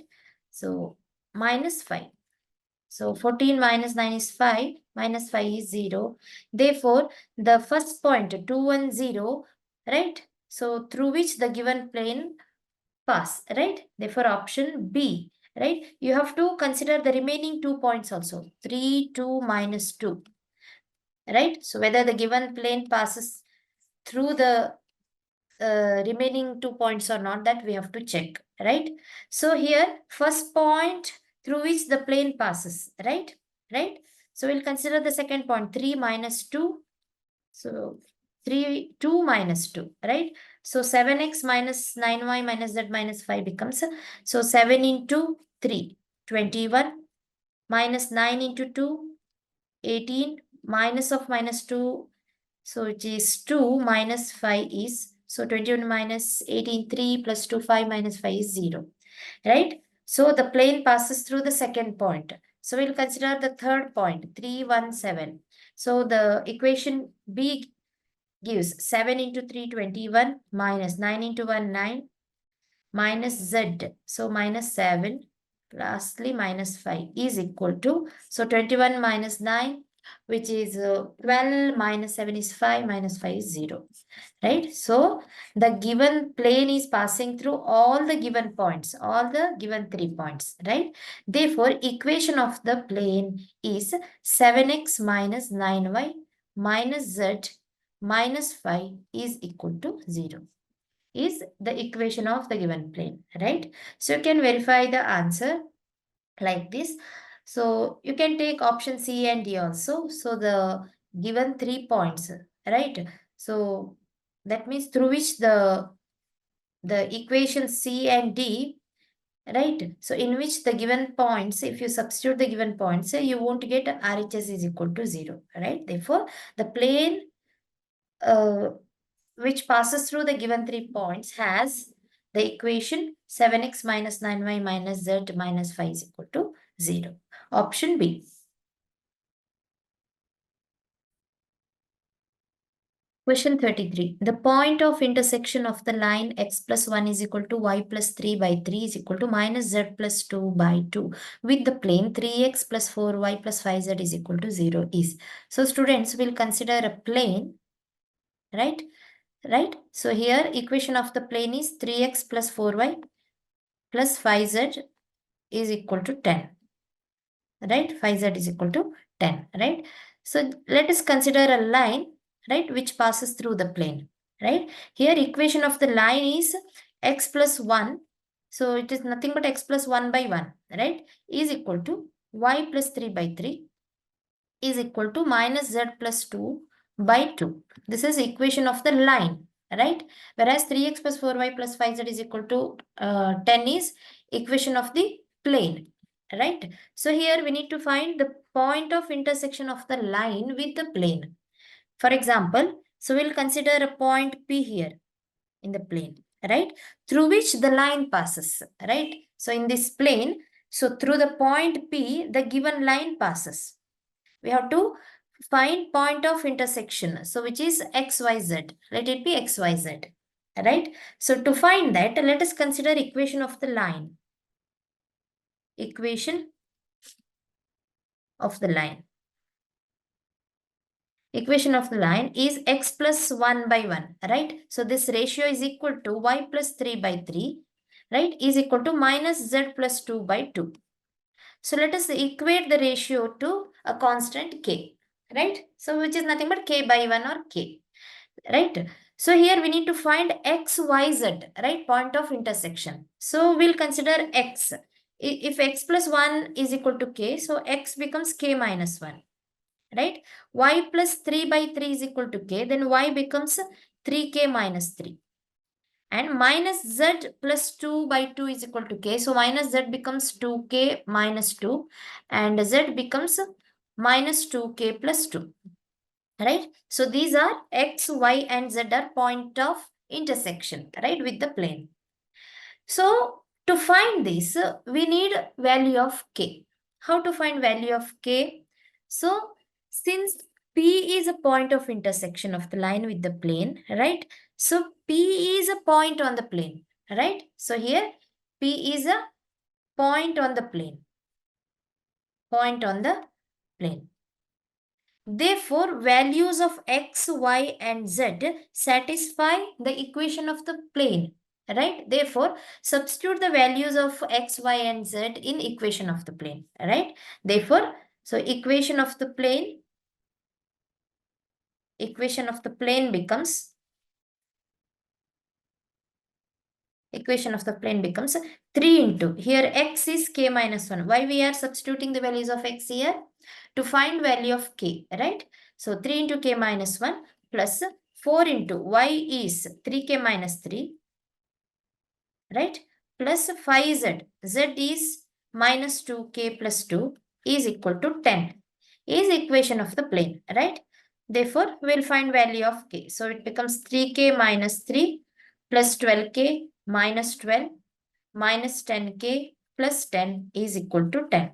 So we can cancel 10 and 10. So 3k plus 12k. So 15k minus 10k is 5k, right? So 12 minus 3 is minus 15. So it becomes plus 15 in the right hand side part. So k is equal to 15 by 5, which is 3. Therefore, point of intersection is x, y, z. Here x is k minus 1, k is 3, minus 1 is 2, y is 3k minus 3. So 3 into k is 3, 9 minus 3 is 6, and z is 2k, sorry, minus 2k plus 2. So minus 2 into k is 3. So minus 6 plus 2 is minus 4.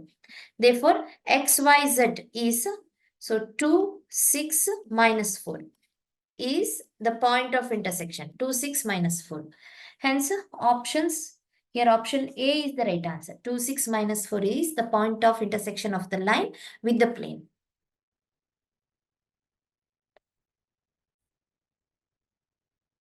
Question 34. If 2, 3 minus 1 is the foot of the perpendicular from 4 to 1 to a plane, then the equation of the plane is.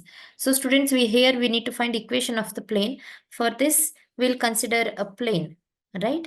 So 2, 3 minus 1 is the foot of the perpendicular from 4 to 1. So we'll consider a point, right? Point P, which is 4 to 1, from which a perpendicular is drawn to the plane. A perpendicular has been drawn to the plane, right? So this point of contact, right, to the plane is 2, 3, minus 1.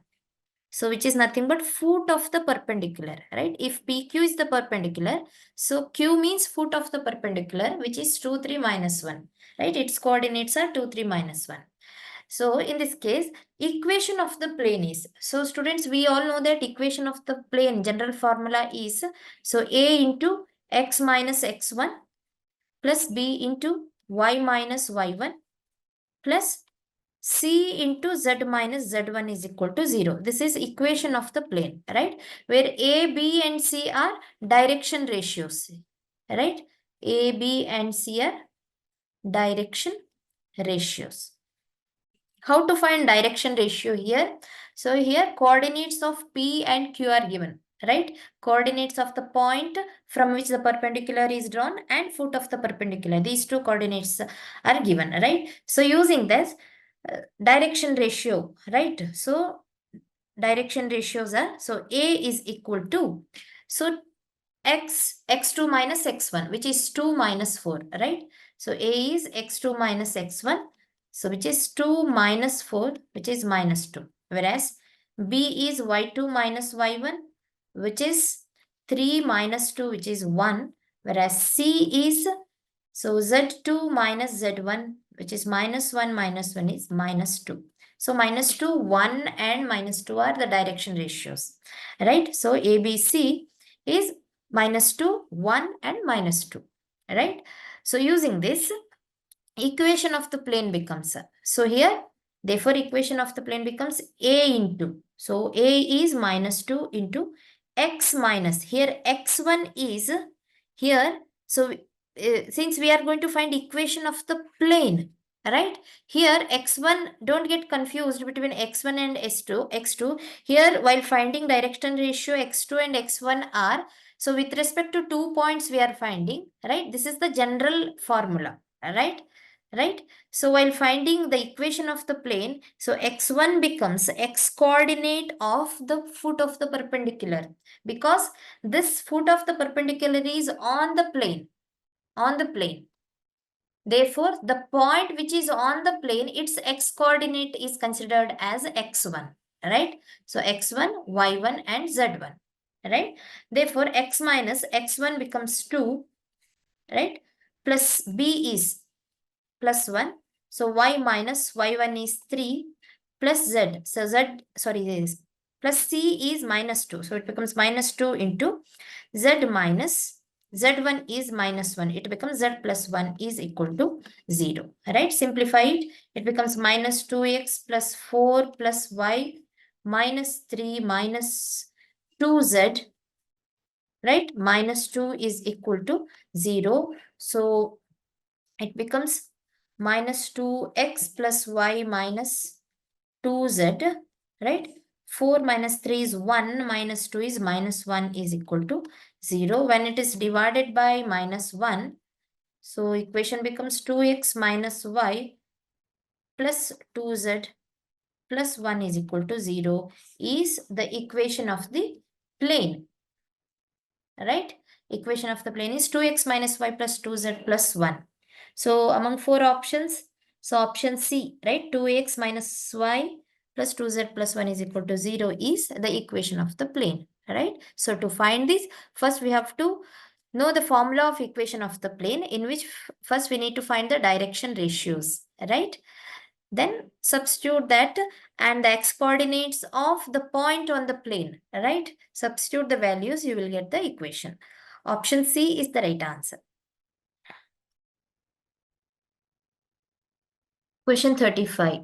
So here magnitude of vector A cross vector B the whole square plus magnitude of vector A dot vector B the whole square is equal to 144, and magnitude of vector A is equal to 4, then magnitude of vector B is equal to. So very simple question, students.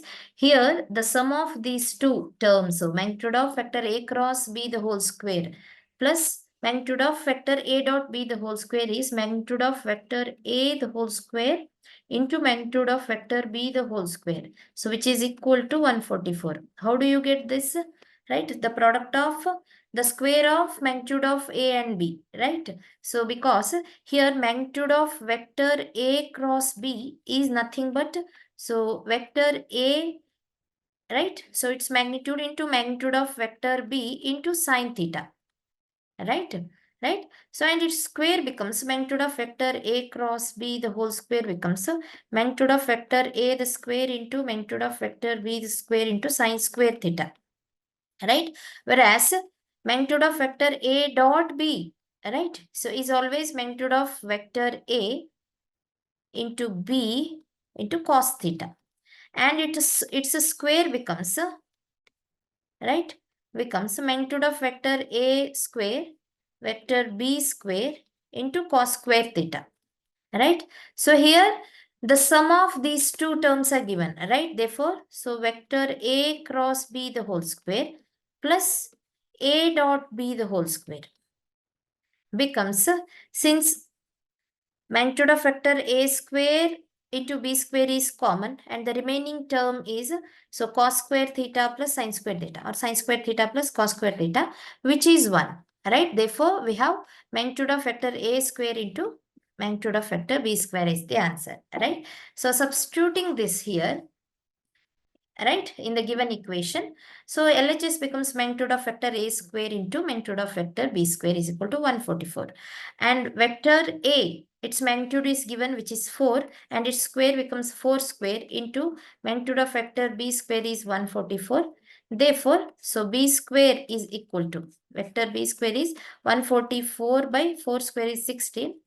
So which is 9. Therefore, so vector B is root of 9 is 3, right? Therefore, magnitude of vector B is 3. Option D is the right answer. Question 36. If vector A plus 2B plus 3C is equal to 0 and vector A cross B plus B cross C plus C cross A is equal to lambda into B cross C, then the value of lambda is equal to. So here, students, we have 3 vectors, right? So here in the equation, so in the right side, we have 2 vectors, vector B cross vector C. So let us express the left hand side in terms of vector B and vector C, right? For that, using the given equation, vector A plus 2B plus 3C is 0, right? Therefore, vector A can be written as minus 2 into vector B minus, minus 3 into vector C. So we can take out minus, so it becomes vector, 2 into vector B plus 3 into vector C.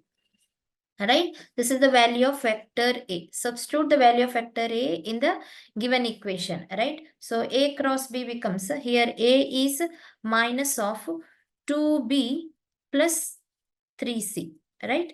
Cross vector B, right? Right? So plus, so second term is vector B cross vector C. So we'll leave as it is, since there is no A term, plus vector C cross A. So vector C cross vector A is, so minus of 2 into vector B plus 3 into vector C, right, is equal to lambda into vector B cross C, right?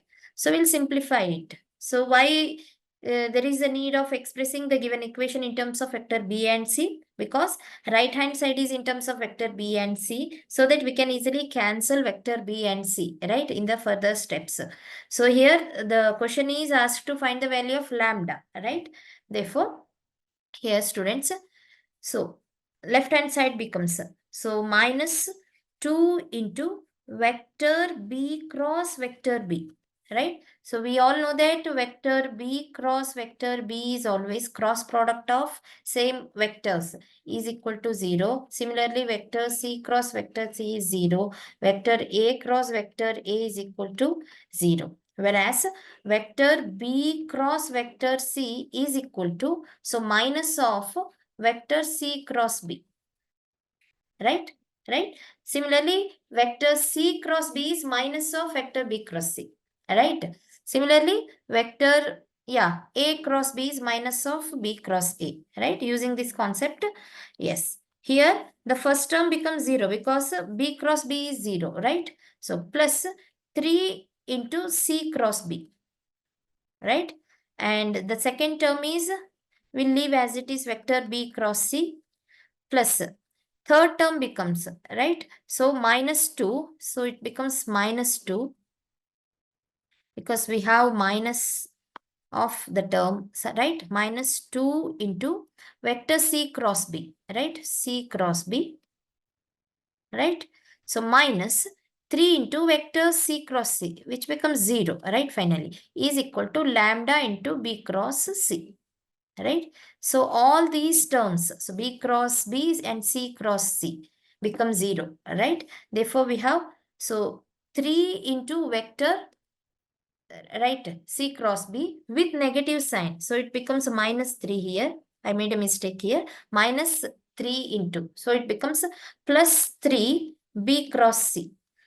C cross B is minus of B cross C. So minus of minus becomes plus 3 B cross C plus B cross C, right? So here minus 2 C cross B is plus 2 B cross C is equal to lambda into B cross C, right? So 3 B cross C, 1 B cross C, 2 B cross C. Totally it becomes 6 B cross C is equal to lambda into B cross C. We can cancel B cross C and B cross C. So lambda is equal to 6, right? Therefore, option B is the right answer. Value of lambda is equal to 6.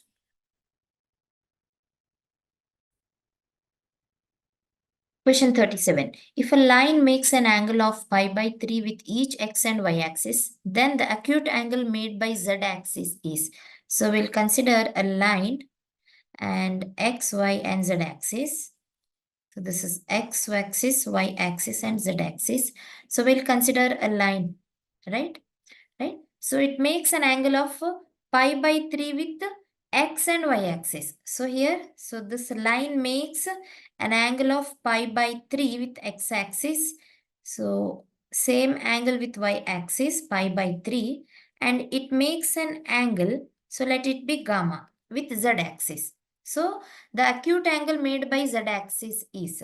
So we'll consider alpha, beta and gamma be the angles made by the same line with x, y and z axis respectively, right? So these three are alpha, beta and gamma.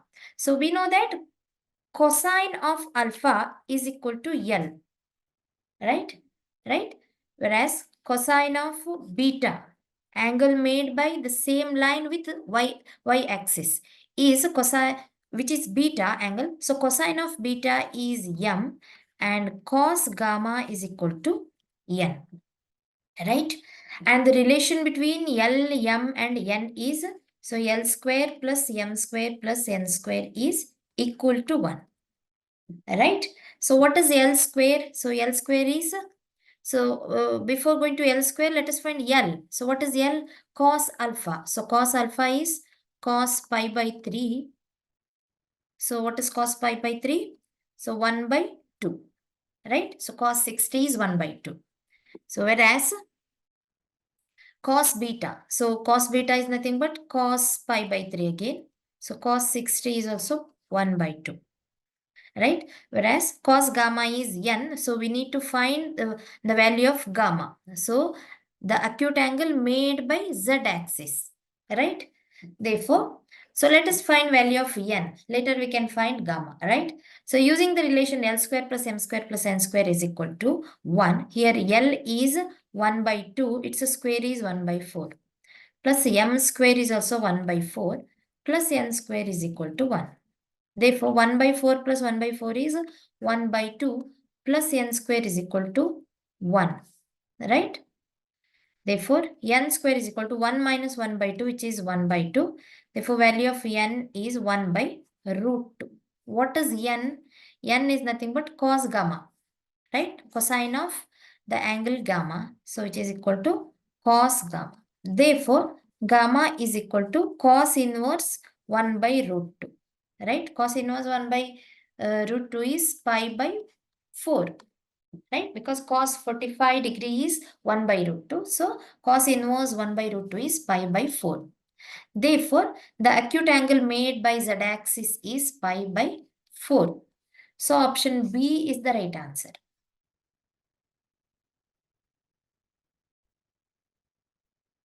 Question 38. Let A is equal to x, y, z, u. There are 4 elements. So number of NA. So NA is, number of elements in A is 4. So we'll consider it as P. So B is equal to, so the elements are A and B. Therefore, N of B is equal to 2. There are 2 elements. Therefore, it is equal to Q, right? So we'll consider P as 4, Q as 2. A function f from A to B is selected randomly. The probability that the function is an onto function is. So here the formula that the probability that the function is an onto function. So the general formula for probability is number of favorable outcomes divided by total number of outcomes.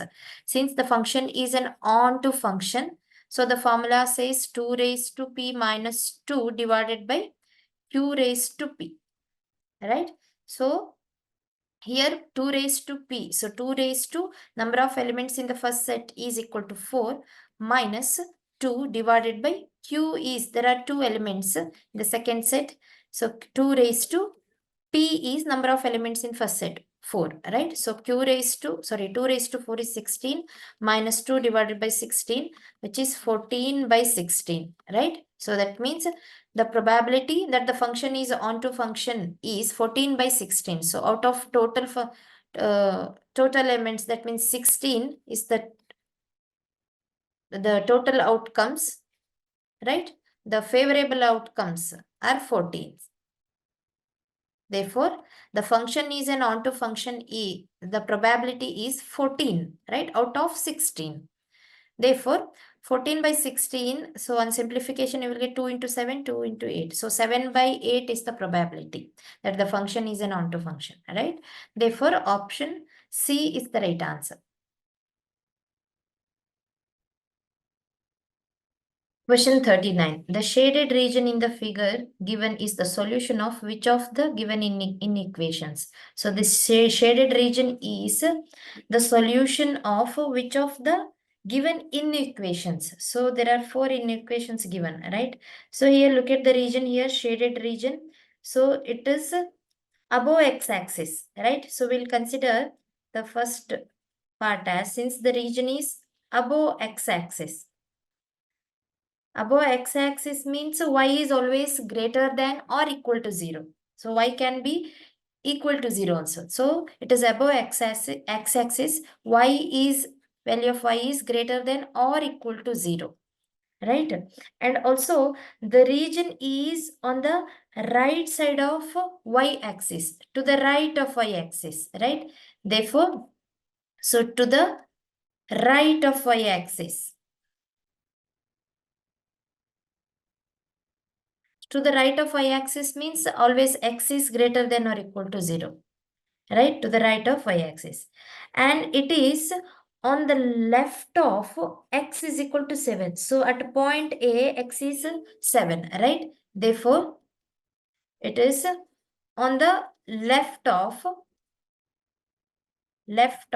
x is equal to 7, right? So x is equal to 7 means, so the region in which the value of x can be less than or equal to 7, right? X can be less than. So the region inside which, so consider any point inside the region. So the value of x can be less than equal to 7 or it is equal to 7, right? Because whole region is in which region on the left of x is equal to 7, right? So the fourth condition given here is, so it is below this point where y is equal to 4. So at point B, right? Look at point B here, given here, where y is equal to 4, right? Therefore, so it is below y is equal to 4.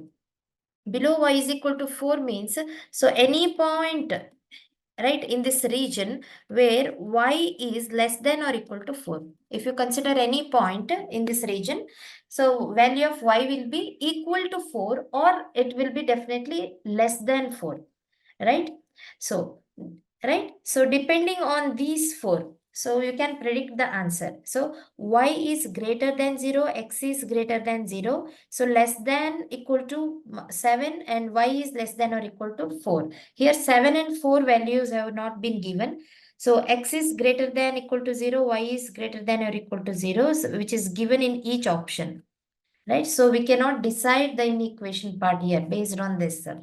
Now consider the equation of line passing through point A and so the coordinate 0, 7, right? So we'll consider the fifth condition. So equation of line through 2 points, right?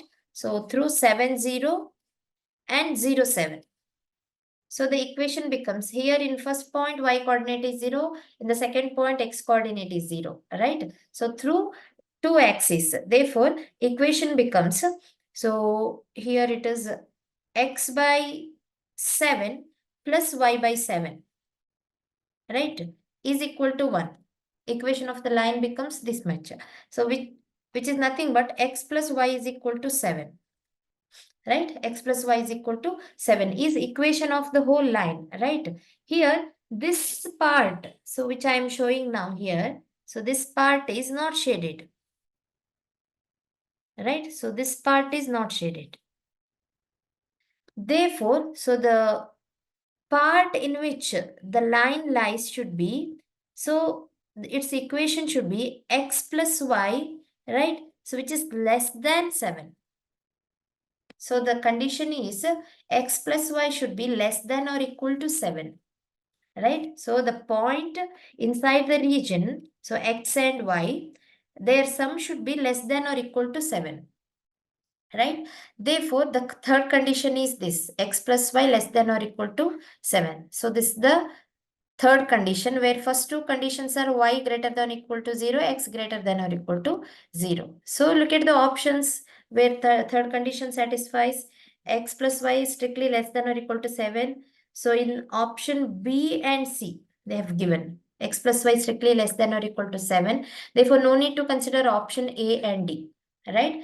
So it depends on the third condition, right? So still we cannot predict the options, right? So we'll consider one more condition, right? So here students, we'll consider the region,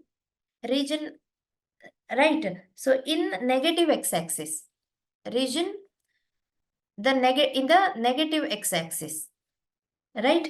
So this region, negative x-axis. So equation of the line becomes here, consider the line passing through -3, 0 and 0, 2 points, right? Because where in the coordinates of x and y are 0 and 0, right? So in each point, so in one point y coordinate is 0 and another point x coordinate is 0. So equation of line through -3, 0 and 0, 7. So equation becomes x by -3 plus y by 7. Sorry, y by 2. It is y by 2 is equal to 1.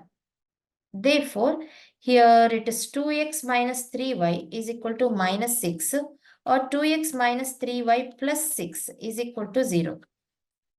Right? So 2x minus 3y plus 6 is equal to 0 is this equation of the line. Since this portion of the line is excluded from the region, right? So this should be greater than or equal to 0, right? Therefore, 2x minus 3y plus 6 should be greater than or equal to 0, right? So the fourth condition is this one. 2x minus 3y plus 6 is should be greater than or equal to 0, right? Therefore, so look at the options. So in option B, it is less than or equal to 0. In option C, it is given greater than or equal to 0. Hence, option C is the right answer, right? So shaded region in the figure, so given below, is the solution of third inequation, right? So it is the solution for third equation. Option C is the right answer. Question 40. If A and B are two events such that P of A is equal to 1 by 4. P of A bar B is 1 by 2. And P of B bar A is 2 by 3. Then P of B is, right? So students, we know that P of A bar B, the formula says it is P of A intersection B divided by P of B, right? Using this formula, we can write P of B as P of A intersection B divided by P of A bar B, right? So here P of A bar B is given, which is 1 by 2. So here we need to find P of A intersection B, right? So how to find that? So use P of A. So instead of P of B, we are taking P of A. Accordingly, the formula changes. So P of A is P of A intersection B divided by P of B bar A, right? Whereas in P of A bar B, so P of it is equal to P of A intersection B divided by P of B, right? Therefore, P of B bar A is P of A intersection B divided by P of A. Therefore, P of A becomes A intersection B divided by P of B bar A, right? So, therefore, P of A intersection B. So, here we need value of A intersection B, right? P of A intersection B is P of A into P of B bar A. P of A is given, which is 1 by 4, into P of B bar A is given, which is 2 by 3. Right? Therefore, 1 by 6 is equal to P of A intersection B, right? Here we need to find P of B. Therefore, P of B is equal to. So, use this formula. P of B is P of A intersection B, which is 1 by 6 divided by P of A bar B. So, A bar B is 1 by 2, right? 1 by 2. Therefore, it is 1 by 6 into 2. So, this 2 goes to numerator. So, which is equal to 1 by 3. Therefore, P of B is equal to 1 by 3. Option D is the right answer. Students, if you want to practice all the questions from this paper, please visit our website www.examsnet.com. You can also download our app. The link is given in the description box.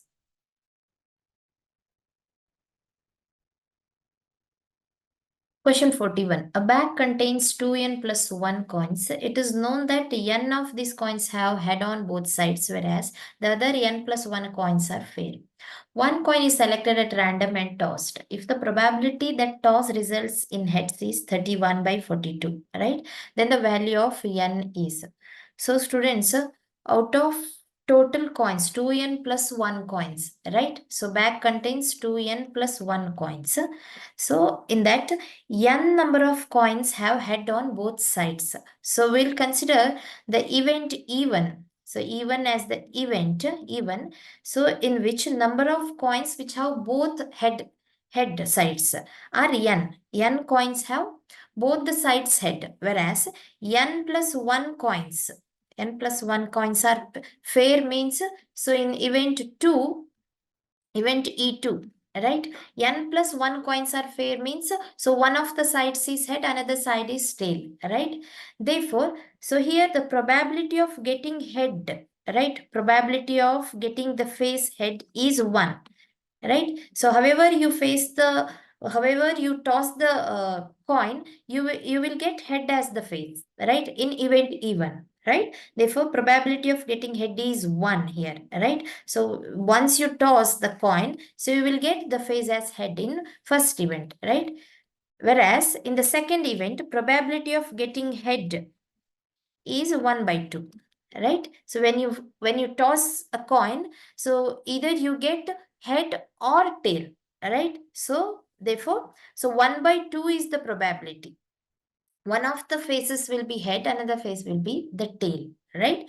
Therefore, here, so we need to find value of n. It is given that probability that the toss results in heads is 31 by 42, right? Therefore, we'll consider probability or the total probability that toss results in heads. Toss results in heads. We'll consider this total probability as probability of event A as 31 by 42. Out of 42 tosses, 31 in 31 tosses, you will get the face as heads, right? So the probability is 31 by 42. Then the value of n is. So here students, so probability of getting heads out of 42 tosses, which is 31 by 42, this probability, right, is nothing but, so according to the first event, right, so out of 2n plus 1 event, probability of getting tosses, or number of coins, particularly number of coins in which you get both the faces as heads, right, is nothing but n, right. So therefore we consider it as a probability of getting event even, right, into probability of getting head face in event even. So P of H by even, right, plus the total probability is, so you may get one of the faces as head in event E2 also, right. Therefore, probability of getting head face in event E2, right, so into probability of getting head face in event E2. The meaning is here, so out of n plus 1, sorry, 2n plus 1 coins, right? So n number of coins have head faces, right? Where the probability of getting head face is 1. That's the meaning, right? So plus, right? Out of 2n plus 1 coins, probability or the number of coins, right, which are fair are n plus 1, in which probability of getting head is 1 by 2, right? So I'll repeat once again. So out of 2n plus 1 coins, n number of coins have both the faces as head faces, into the probability of getting the head face is 1, right? Plus, since we are taking the total probability, therefore, out of 2n plus 1, so in the event 2, so n plus 1 number, there are n plus 1 number of coins which are fair. In that, only half number of coins have head faces, right? Therefore, 1 by 2 is the probability. So on simplifying, 31 by 42 is equal to, since 2 into 2n plus 1 is the LCM, so the numerators become, so 2n. So here LCM is 2 into 2n plus 1. Numerator should be multiplied by 2. It becomes 2n plus the second numerator becomes n plus 1. Therefore here it becomes 3n plus 1 by 4n plus 2 is equal to 31 by 42. Therefore 31, so cross multiplication. So it is 124 plus 62, 124 into n plus 62 is equal to 42 into 3n is, so 126 n plus 42. Therefore, so 2n, 126 minus 124 n is 2n is equal to 62 minus 42 is 20. Hence, n is equal to 10. There are, right, 2n plus one number of coins where n is equal to 10. So 2n plus 1 becomes, so 21 coins. So in which 10 coins have both the faces as head, and the remaining coins n plus 1 have fair coins, right? Therefore n is equal to 10. Option B is the right answer. Question 42. The value of the given determinant is. So students, it is the first element is sine square 14 degree, right? So here is a small correction. So instead of 66 degree, we have to take 76 degree here, right? Sine square 76 degree. And also in the second row should be sine square 76 degree. And in the third row, the last element should be sine square 76 degree, right? So then the value of the determinant is. So students will write the determinant as a sine square 14 degree, right? So instead of sine square 76 degree, so the second element is sine square 76 degree can be written as, so sine square 90 minus theta. So 90 minus 14 degree, right? 90 minus 14 is 76, right? So sine square 90 minus theta is cos square theta. So sine square 76 degree can be written as cos square 14 degree, right? So I'll write it as cos square 14 degree. right? Whereas tan 135, so tan 135 is nothing but tan 90 minus 45 degree, right? 90 plus 45 degree, right? So tan of 90 plus 45 is minus tan 45 degree, right? So which is minus 1. Therefore, so here tan 135 value is minus 1, right? Whereas in the second row, we have sine square 76 degree. So just now we had calculated sine square 76 can be written as cos square 14, right? Cos square 14. And the second element in the second row is tan 135 degree. So which is nothing but minus 1. And the third element will be as it is sine square 14 degree, right? So whereas in the last row, tan 135, we'll write it as minus 1. And the second element is sine square 14 degree. And the third element is sine square 76 degree. So we'll write it as cos square 14 degree. So that the simplification part will be very easy for us, right? So when you consider any column or any row, right? So take the sum of the elements, right? So if you consider first column, sine square 14 degree plus cos square for 14 degree is 1, right? 1 minus 1 is 0, right? Therefore, sum of the elements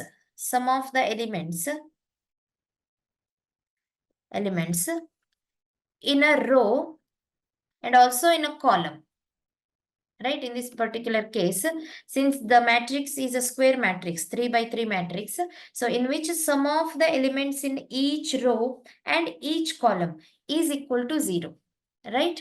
Is 0, right? If the sum of the elements in a row or a column is equal to 0, right? Here in each row, right? You can mention it.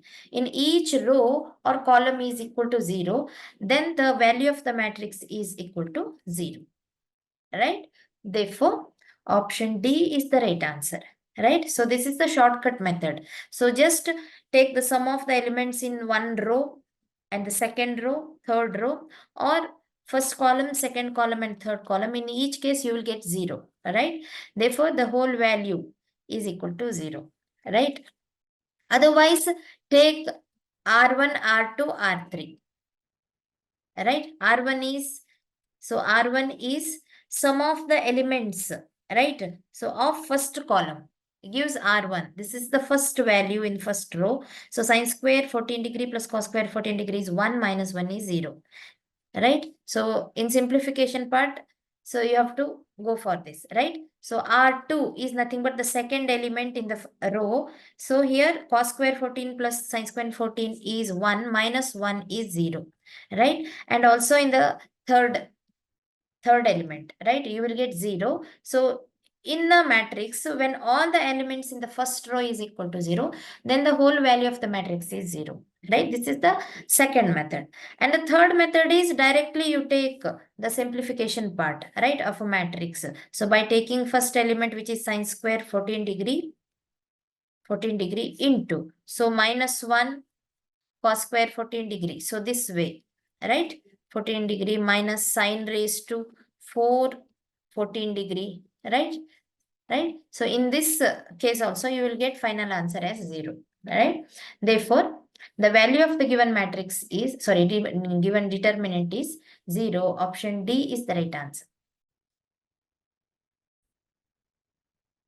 Question 43. The modulus of the complex number 1 plus I the whole square into 1 plus 3I whole divided by 2 minus 6I into 2 minus 2I. So here, modulus of a complex number. For example, we'll consider a complex number A plus IB.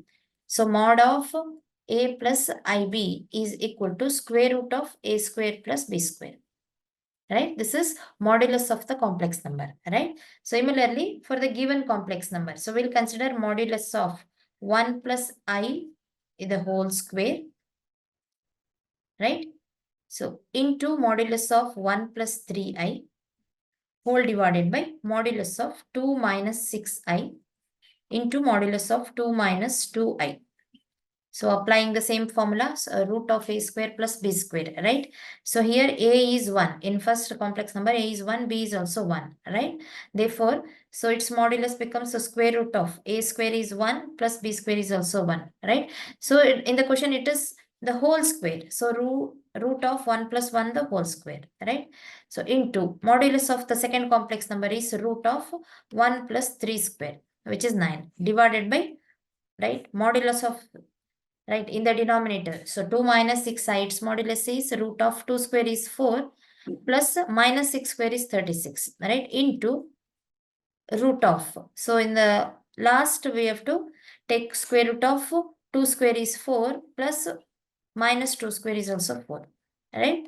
Therefore it is, so root of 1 plus 1 is root 2 the whole square is 2, right, into, so square root of 1 plus 3 square is root 10 divided by, in the denominator we have root 40 into root 8, right? So 2 root 10 divided by, so 40 can be written as 4 into 10, right? So root of 4 into 10 is, so 2 root 10 into square root of 8 can be written as square root of 4 into 2, right? So it is square root of 4 is 2, root 2 is equal to root 8, right?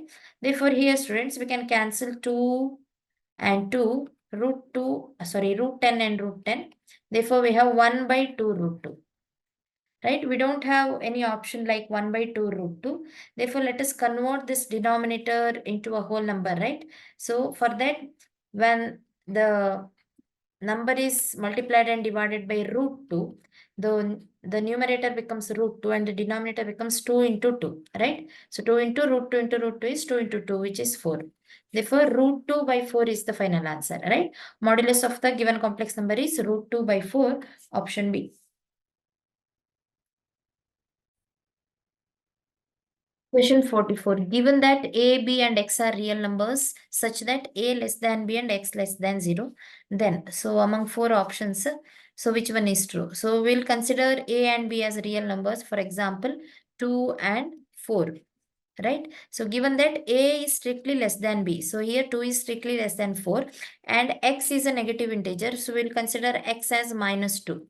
Say for example, right? So among 4 options, in each option they have given a by x and b by x, right? So we'll consider a by x and b by x, right? Here a by x is 2 by minus 2, which is minus 1, and b by x is 4 by minus 2, which is minus 2, right? So here a by x is minus 1, b by x is minus 2, where minus 1 is greater than minus 2, right?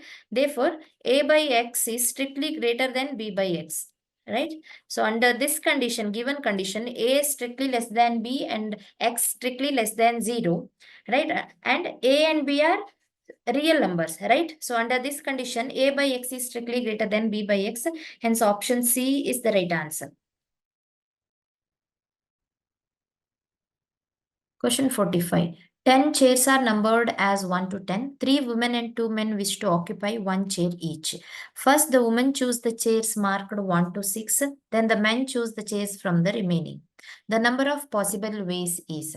So students will consider 10 chairs, 1, 2, 3, 4, 5, 6, 7, 8, 9, 10, right? So numbered from 1 to 10. So 1, 2, 3, 4, 5, 6, 7, 8, 9, 10. There are 10 chairs, right? So 3 women and 2 men wish to occupy 1 chair each, right? So first the women choose the chairs marked 1 to 6. So up to 6.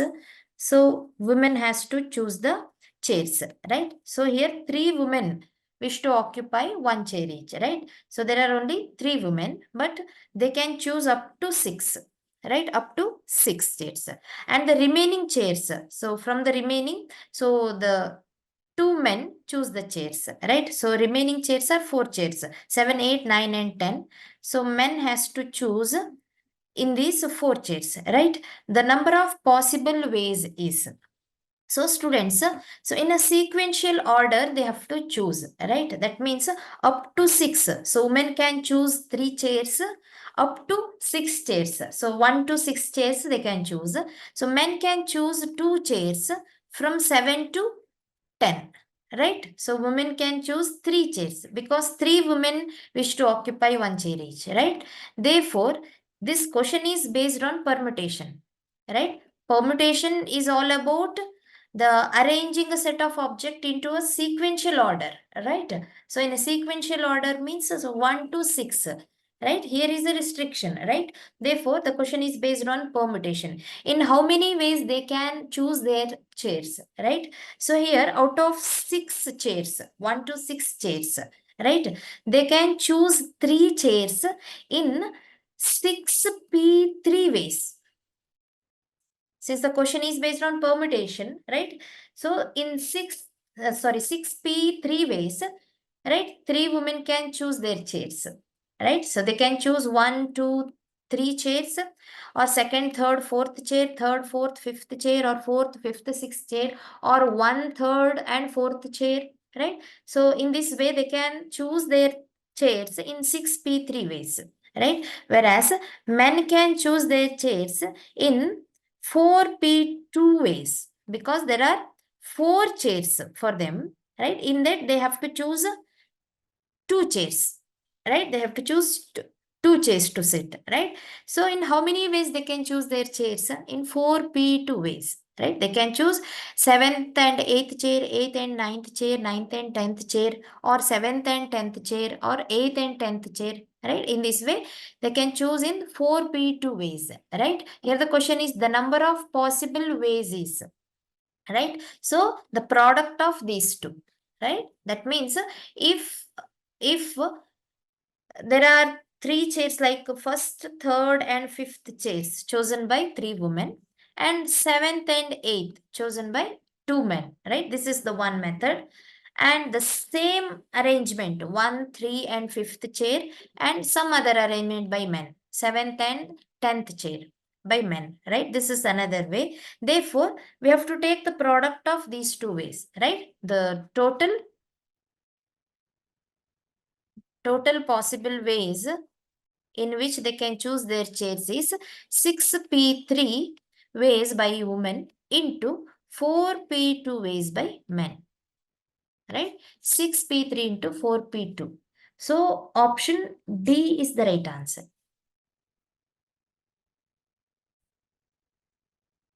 Question 46. Which of the following is an empty set? So to decide that, so we have to find the value of x, right? So in each case, in each option, so x square minus 9 is equal to 0, an equation is given. And in the second option also an equation is given, right? In each case, we have to find the value of x. And we have to decide whether x belongs to set of R, right? R is set of real numbers, right? So we have to check whether x belongs to set of R or not, right? Set of real numbers is nothing but it contains both rational and irrational numbers. So in rational numbers also, so set of real number contains a set of integers, right? Like -2, 1, 0, -4, right? Even it contains square root of 2, square root of 9, right? Right? Then it contains pi, right? So, and set of natural numbers, all these are real numbers, right? Whereas imaginary numbers are, for example, imaginary numbers. So, for example, square root of -2 is an imaginary number, right? Therefore, it is not a real number. If x doesn't belong to a set, right? Doesn't belong to set of real numbers, then it is called an empty set, right? Here the question is, which of the following is an empty set? So in which of the following equations, x doesn't belong to set of real numbers, right? So we have to decide x doesn't belong to set of real numbers in which of the given options, right? So we'll consider option A, in which x square minus 9 is equal to 0. Therefore, x square is 9. Therefore, value of x is plus or minus 3, which belongs to set of real numbers, right? Therefore, option A is not an empty set because in which x belongs to R, right? Consider option B, x square is x square plus 2, right? So here x square minus x minus 2 is 0. So we have an equation, right? So linear equation, you can split the middle term, or you can, by using the formula, you can find the value of x, right? So you can check. So minus 2 is the product, minus 1 is the sum. Therefore, so x square minus x can be written x square minus 2x minus 2x plus x minus 2 is equal to 0. So take first two terms where x is common. So x minus 2 is the remaining term, plus 1 into x minus 2 is equal to 0. Therefore, we have two values for x. X is 2 or x is equal to minus 1. Both 2 and minus 1 are real numbers. Therefore, x belongs to R in the second equation also. Right? Therefore, right? So second option is not an empty set. Right? So consider third option. Option C, in which x square minus 1 is equal to 0. So x square is plus 1. Therefore, value of x is plus or minus 1. Both plus 1 and minus 1 are set of elements of real numbers, right? Elements of set of real numbers. Therefore, x belongs to R. So consider option D, in which x square plus 1 is equal to 0. So therefore, x square is minus 1. So x is square root of minus 1. So which doesn't belong to set of real numbers. Square root of minus 1 is an imaginary number. It is not a real number. Therefore, in option D, x doesn't belong to set of real numbers. X is equal to root of minus 1. Therefore, option D is an empty set. Right? Option D is an empty set means, so according to the option, x should belong to set of real numbers. Right? So even in option D also, it is given that x belongs to set of real numbers, but it is not in option D. Right? So in option D, x doesn't belong to set of real numbers. Therefore, it is an empty set. Option D is the right answer. Question 47. If f of x is equal to ax plus b, where a and b are integers, f of minus 1 is equal to minus 5 and f of 3 is equal to 3, then a and b are respectively. Right? Very simple question. Here f of x is given. Right? F of minus 1 value and f of 3 values are given. Right? So we'll consider f of minus 1. Right? So in place of x, we are just writing minus 1. So f of x is ax plus b. Therefore, f of minus 1 is a into minus 1 plus b, which is minus a plus b, right? Since f of 1 is minus 5, we can equate this minus 5 to minus a plus b, right? Therefore, minus a plus b is equal to minus 5. Consider this as equation 1. Here, students, we are going to find values of a and b, right? For that, let us consider one more equation, so which is f of 3. Right? So in place of x, we are taking 3, right? So equation becomes ax plus b, which is 3a plus b. Since f of 3 is equal to 3, which is already given, therefore 3a plus b will be equated to value 3, since f of 3 is equal to 3. Consider this as equation 2, right? So two simultaneous linear equations. How to solve this? Very easy. So we'll just subtract equation 1 from 2, right? So 3a plus b minus of minus a plus b. So here 3a minus of minus a is 4a, and b will get cancelled, is equal to 3 minus of minus 5. 3 minus of minus 5. Therefore, value of a is 8 by 4, which is equal to 2. A is equal to 2. Therefore, b is equal to, substitute the value of a in any of the equations. So equation 1 becomes, so b is equal to minus 5 plus a, right? So minus 5 plus 2, a is 2, right?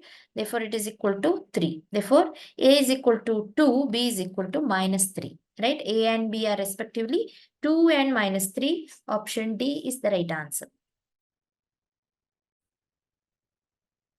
Question 48, the value of e raised to, so here the power of e is, so log tan 1 degree, log of tan 1 degree. So here is a small correction. It is not 10 degree, it is 1 degree. Tan 1 degree to the base 10 plus log of tan 2 degree to the base 10 plus log of tan 3 degree to the base 10. So up to tan 89 degree to the base 10, right? So here the last term is log of tan 89 degree to the base 10, right? So here this is the first term, second term, third term. So there are 89 terms, right? So we'll consider first term and 89th term, right? First term is log of tan 1 degree to the base 10, right? And the last term, so plus log of tan 89 degree to the base 10, right? So which is in the form of log A plus log B, which is log of A into B, right? Therefore, we can write tan of 89 as, so in place of tan 89, I'll write tan 90 minus 1 degree, right? So tan 90 means tan pi by 2 minus theta is cot theta, right? So in place of tan of 89 degree, I can write cot, right? So tan of 90 minus theta is cot theta. So I can write cot 1 degree, right? Therefore, log of cot 1 degree, right? In place of log of tan 89 degree, right? So the first term is log of tan 1 degree, right? So which is in the form of log A plus log B, which is log of A into B, right? That is tan 1 degree into cot 1 degree. Since cot is inverse of tan, so tan A into cot A is always 1, right? So tan theta into cot theta is always 1. Therefore, we get log of 1 degree, right? Or log of 1, not degree. Log of 1 is always 0, right? Therefore, sum of first and 89th term is equal to 0. Right? Similarly, second and 88th term. Second term plus 88th term. Right? In this also, so second term is log of tan 2 degree. Right? Plus 88th term will be log of tan of 88 degree. Right? Tan 88 degree can be written as 90 minus 2 degree. Right? Since tan 90 minus theta is cot theta, therefore we can write log of tan 2 degree into cot 2 degree, right? Tan 88 degree can be written as cot 2 degree, right? So which is again log 1, which is log 1 is 0. Therefore, sum of second and 88 term is also 0, right? If you continue in this manner, right? So which is the middle term here? Since there are 89 terms, so middle term is 45th term, right? So 45th term is nothing but log of tan 45, right? So log tan 45 is 1, right? So log 1 is 0, right? Therefore, the value of middle term is also 0, right? And its previous term, 44th term and 46th term, right? 44th term is again log of tan 44. 46th term is log of tan 46. Tan 46 is 90 minus 46, which is 44, cot 44. So again, we'll get 0, right? Therefore, so sum of these many zeros will give you 0, right? Therefore, the expression will be written as e raised to, right? So we are talking about the power only, right? E raised to 0. So e raised to 0 is 1, right? Therefore, so e raised to 0 is equal to 1. Hence, option B is the right answer.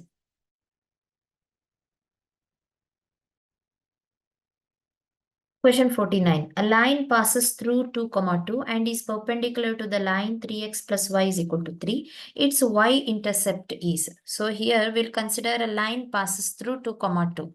So we'll consider a line which passes through 2, 2.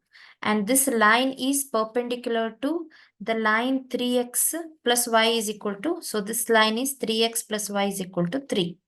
The second line. So, or you can consider this as first line and this as second line, right? So its y-intercept is, so y-intercept of second line we need to find, right? For that, first we need to find the equation of the second line, right? So the general equation of a line is, so y minus y1 is equal to, so slope m into x minus x1, right? So here we need to find equation of line 2, right? Then only we can find its y-intercept, right? So here we'll consider m2 as its slope, right? So m2 is its slope. How to find slope of the second line? For that, we need slope of the first line. So which is m1. because if equation of the first line is already given, so using that we can find m1, right? Since the two lines are perpendicular to each other, we know that their slope, right, m1 and m2, and their product is always -1 because two lines are perpendicular to each other, right? So let us find the value of m1, right? So slope of first line, right? Therefore m1, the formula says it is minus a by b, right? A is the coefficient of x, right? So which is 3. So minus 3 by b is coefficient of y, which is 1, right? So minus 3 by 1 or minus 3 is slope of first line, right? Therefore, slope of second line. So m2 is equal to minus 1 by m1. So minus 1 by minus 3 is 1 by 3 is the slope of second line. Here m2 is equal to 1 by 3. Using this, let us find equation of the second line, right? So equation of the second line becomes equation of second line, which is perpendicular to 3x plus y is equal to 0, right? Equation of the second line is y minus y. Using this equation, so y minus y1 is, so here the y coordinate of the point, because the line is passing through 2, 2, right? So its y coordinate is 2. So it becomes y minus 2 is equal to m2 is 1 by 3 into x minus x1 is x coordinate of the point, which is 2. Right? So here students, so the coordinates of the point should be taken, right, through which the line is passing, right? Therefore, equation of the second line becomes y minus 2 is equal to, so x minus 2 by 3, right? So simplify it, 3y minus 6 is equal to x minus 2.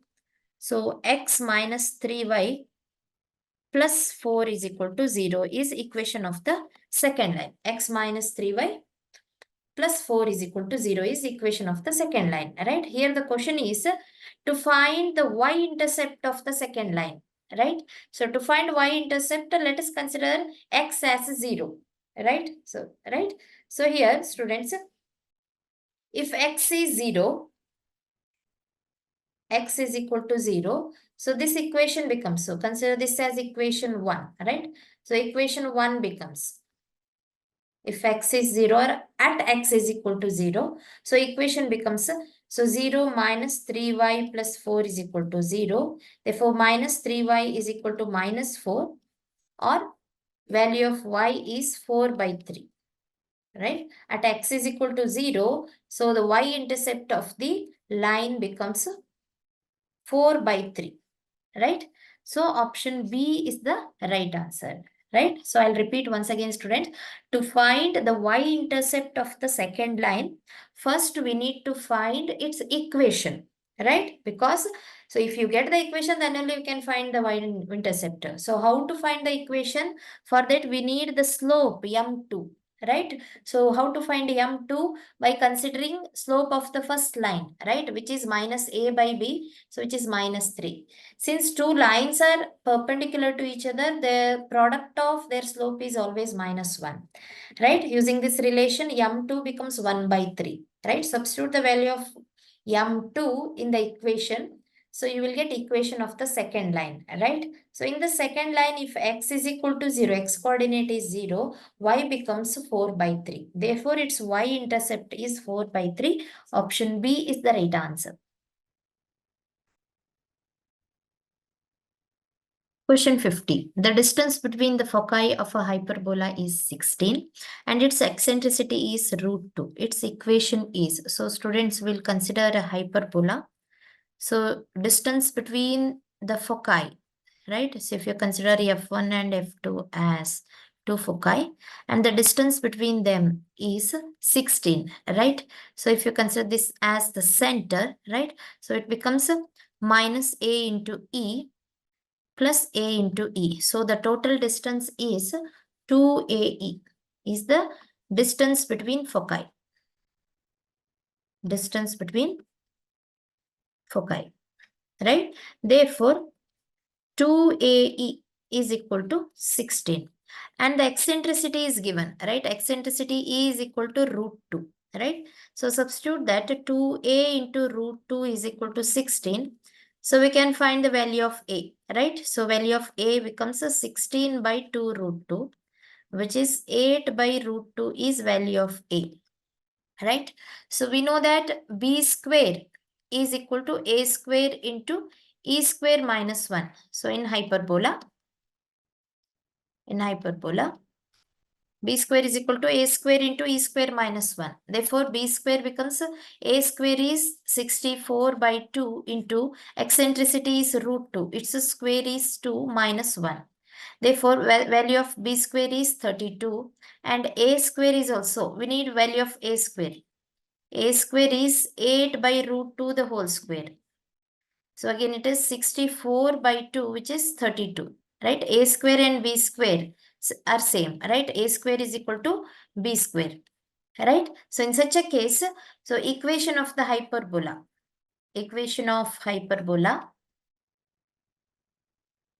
becomes x square by a square minus y square by b square is equal to 1, right? So here a square is 32, b square is also 32. So x square by 32 minus y square by 32 is equal to 1. So x square minus y square is equal to 32, right? So taking LCM, so denominator becomes 32. So when it goes to RHS, it becomes the x square minus y square is equal to 32 is the equation of the hyperbola, right? So option C is the right answer. X square minus y square is equal to 32. Students, if you want to practice such questions from this paper, please visit our website www.examsnet.com. You can also download our app. The link is given in the description box.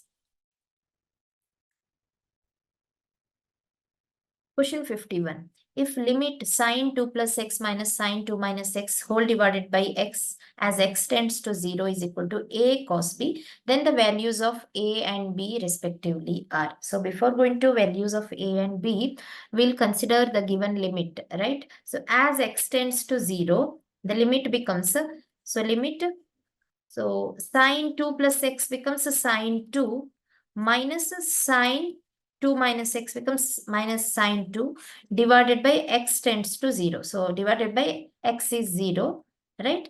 So the given limit becomes sine 2 minus sine 2 is 0. 0 by 0 is 0, right? So when the given limit is equal to 0 or infinity, right, then the given limit is equal to the limit of derivative of numerator divided by derivative of the denominator, right? So this rule is called L'Hopital's rule. L'Hopital's rule, right? I repeat once again. So L'Hopital's rule says that if limit of f of x divided by g of x as x tends to some value, for example, a, as x tends to a is equal to 0 or infinity, right? If it is equal to infinity, then also the rule is applicable, right? Then the given limit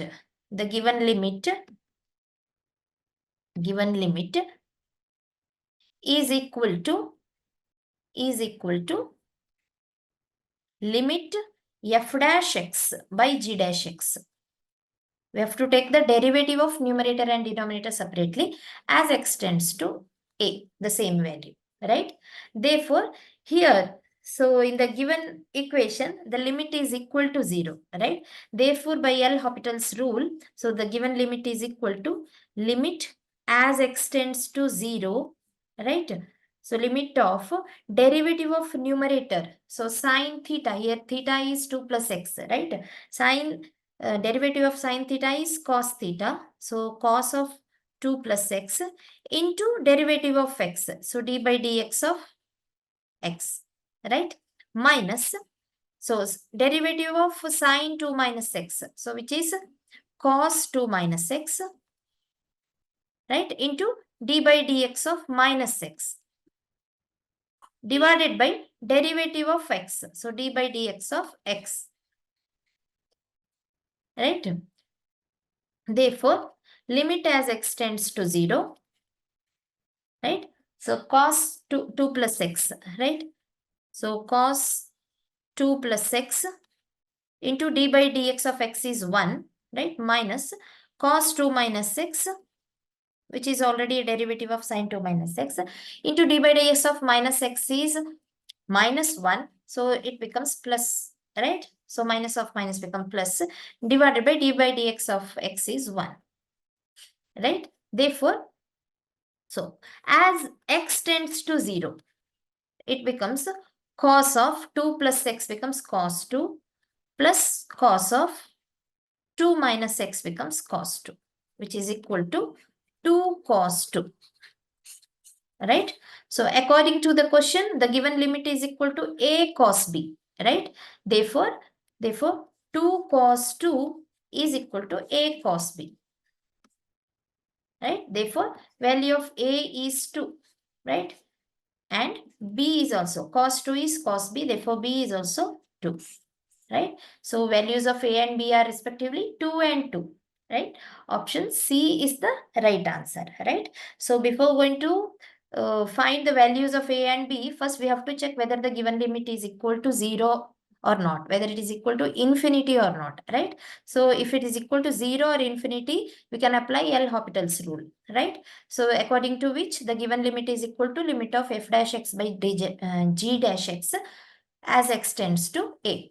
Here x tends to 0, apply the rule, take the derivative of numerator and denominator separately, then substitute the value of x as 0, you will get cos 2 plus cos 2, which is 2 cos 2, right? Which is equal to a cos b. Therefore, a is equal to 2, b is equal to 2. Option C is the right answer.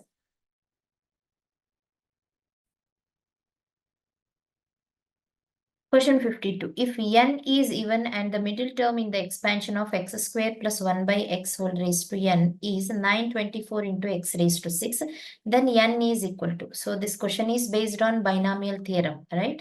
So binomial theorem, right?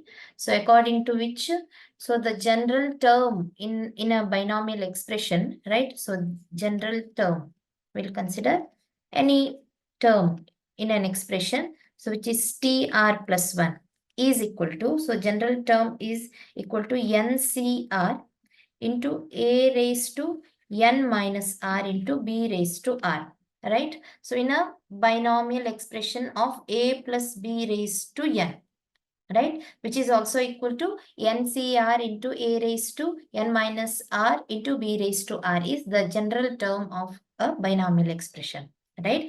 Here the middle term is given, so n is even, therefore the middle term is n by 2th term, right? So here middle term is n by 2, right?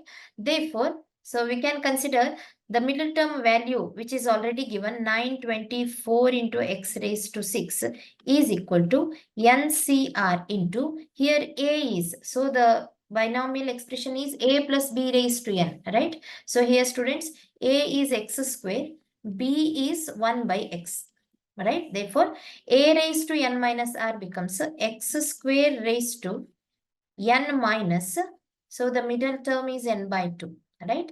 Into b raised to, b is 1 by x raised to r. So r is n by 2, right? So don't get confused here. R is n by 2. Therefore, the general term of the binomial expression is ncr, right, into x square raised to, so n minus n by 2 is n by 2 itself into, so 1 by x raised to n by 2, right? So it becomes ncr into x raised to 2 into n by 2, so which is x raised to n, right? So divided by x raised to n by 2, so it becomes 1 by x raised to n by 2, right? So it becomes ncr into x raised to n minus n by 2, which is ncr into x raised to n by 2, which is equal to 924 into x raised to 6. Therefore, we can equate the powers of x here, right? Therefore, 6 is equal to n by 2. Therefore, value of n is 6 into 2, which is 12, right? Therefore, n is equal to 12. Option A is the right answer.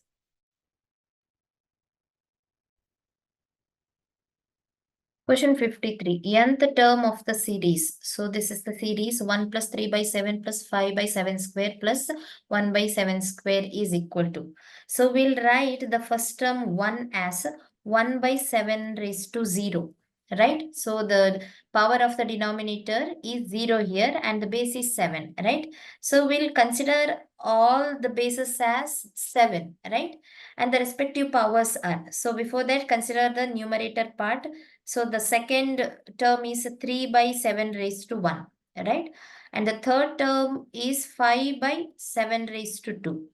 And the fourth term can be written as 7. So next odd number to 5 is 7. 7 by 7 raised to 3, right? So that 7 and 7 will get cancelled. So it becomes 1 by 7 square, right? Just I have written 1 by 7 square as a 7 by 7 cube, so that it completes the series in a particular pattern, right? So on up to n.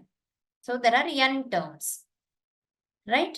So here the question is asked to find nth term of the series, right? So consider separately numerators and denominators. Here numerators are 1, 3, 5, 7, right? Consecutive odd numbers, right? So nth term of a consecutive odd number is always 2n minus 1. If it is the first term, so first term is equal to 2 into 1 minus 1 is 1. So second term is 2 into 2 minus 1, right? Here n is 2 in the second term. 2 into 2 minus 1 is 4 minus 1, which is 3. Similarly, third term becomes 2 into 3, which is 6 minus 1 is 5, right? Therefore, nth term, so of an odd numbered series is, so nth term is 2n minus 1. So the numerator becomes 2n minus 1 and the denominators. So denominators are the all bases are 7, right? 7 raised to 0. Here the power started with 0, right? First term whose power is 0, right? Therefore, nth term's power should be 7 raised to n minus 1. The power is not n.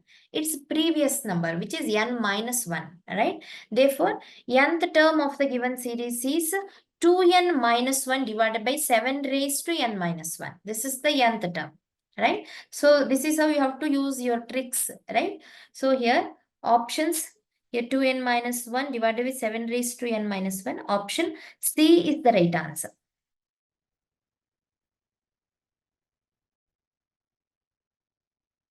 Question 54. If P into 1 by Q plus 1 by R, Q into 1 by R plus 1 by P and R into 1 by P plus 1 by Q are in arithmetic progression, then P, Q, R. So we have to decide three numbers P, Q and R are in arithmetic progression or in geometric progression or not in those progressions, right? For that, so I'll consider if P, Q are in arithmetic progression, right? In the reverse manner I'm considering. So if P, Q, R, right, are in arithmetic progression, right? So then the given three numbers P into 1 by Q plus 1 by R. So these are in arithmetic progression, right? So for example, if P, Q are in arithmetic progression. So for my convenience, I'll consider P, Q, R as 1, 2 and 3. Right? For any three numbers, if they are in arithmetic progression, they have to satisfy the rule of, for example, A, B, C are three numbers. I'll consider the given three numbers as A, B, C. Then 2 times B should be equal to A plus C. Right? So this condition should be satisfied. Then only the given three numbers are in arithmetic progression. Right? So I'm considering PQR as 1, 2, and 3. Already they are in arithmetic progression. But these three numbers, when they are substituted in the given formula, right? So in the given expression, right? When the numbers are substituted in the given expression, they have to satisfy the rule of 2b is equal to a plus c, right? When 2b is equal to a plus c, then only PQ are in arithmetic progression. Otherwise, they are not in arithmetic progression. Then we have to go for geometric progression. Therefore, so we'll consider two cases. right? So in first case, if PQ are in arithmetic progression, then the given three expressions are in arithmetic progression. And in the second case, if PQ are in geometric progression, right? For example, 2, 4, 8 in geometric progression, then the given three expressions are in arithmetic progression, not in geometric progression, right? Because the given three expressions are in arithmetic progression, which is given, right? To satisfy the geometric progression, the condition required here is if A, B, C are given three numbers, then B square should be equal to A into C. This is the condition, right? Then substitute the value. If B square is equal to AC, then PQR are in geometric progression. That we have to decide. So let us consider the first condition, right? Where 2B should be equal to A plus C, right? So we'll consider 2B. 2B is 2 times. So here B is Q into 1 by R plus 1 by P, right? So on expansion, we'll get so Q by R plus Q by P, right? So substituting the values here, 2 into Q by R is, so 2 by 3 plus Q by P is, Q is 2, P is 1, right? So still we can simplify. So 3 is LCM and the numerator becomes, so 2 plus 6, which is 8, 8 by 3. Therefore, 16 by 3 is 2B. Now consider A plus C. We'll consider A plus C. So here A is P into 1 by Q plus 1 by R. So I'll write P by Q plus P by R, plus C is R by P plus R by Q. Just substitute the values of P, Q, R, right? So here P is 1, Q is 2, R is 3. So P is 1, Q is 2, and P is 1, R is 3, plus R is 3, P is 1, R is 3, Q is 2. So simplify it. So here, so 1 by 2 plus 3 by 2 is 4 by 2, plus 1 by 3 plus 3 is, so it is 9 plus 1, 10 by 3, right? So here LCM is 6, so numerator becomes 12 plus 20. Am I right? 3 into 2 is 6. So 12 plus 20, which is 32 by 6. So 2 into 16 is 32, 2 into 3, again 16 by 3, right? So compare, so 2B and A plus C. So we can write B square is equal to A plus C. So this condition is satisfied. That means PQR, right? So in arithmetic progression, right? So if the given three expressions A, B, C are in arithmetic progression, then PQ are in arithmetic progression, right? Therefore, option A is the right answer. If PQ are not in arithmetic progression, that means if the condition is not satisfied, that 2B is not equal to AC, then we have to go for geometric progression. If PQR doesn't satisfy the geometric progression, particularly ABC doesn't satisfy the geometric progression, then they are not in arithmetic progression nor in geometric progression, right? Therefore, so we have verified the condition that 2B is equal to A plus C. Therefore, PQ are in arithmetic progression. So for our convenience, we'll consider the second case also. If PQ are in geometric progression, just assume PQ are in geometric progression 2, 4, and 8, right? So then the condition should be satisfied here is B square is equal to AC. Now take B square.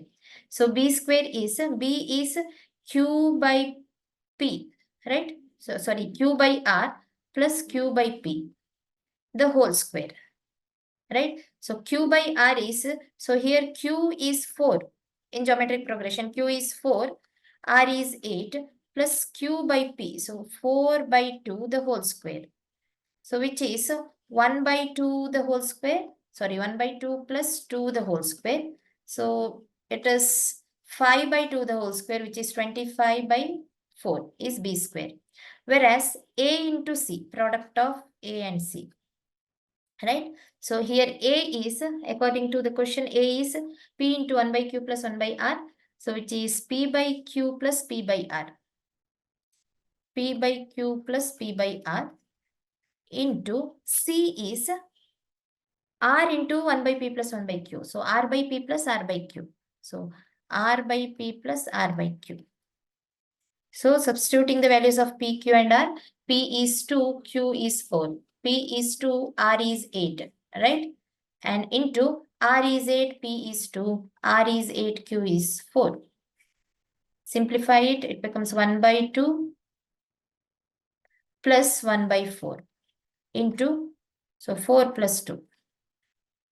So AC becomes, so 4 is the LCM, here numerator is 2 into 2 plus 1, 3 by 4 into 6. 18 by 4 is AC. Whereas B square is 25 by 4. So B square is not equal to AC. Therefore, the condition for geometric progression doesn't hold good for PQR if they are in geometric progression. Therefore, we can say PQR are not in geometric progression. So, right? Therefore, PQR are in arithmetic progression. Right? Here, the question, sorry, option B is also correct. Are not in geometric progression is also correct. But here the correct answer is R in AP. Right? So PQRR in arithmetic progression is the right answer.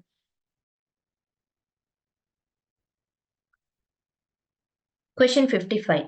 Let f is a function from R onto R be defined by f of x is equal to 3x square minus 5 and g is a function from R onto R by g of x is equal to x by x square plus 1. Then g circle f or g of f of x, right? Here g circle f is nothing but, right? G circle f is nothing but g of f of x, right? Here f of x is given, right? So it becomes g of 3x square minus 5 because f of x is 3x square minus 5, right? And g of x is equal to x by x square plus 1. Here x is 3x square minus 5, right?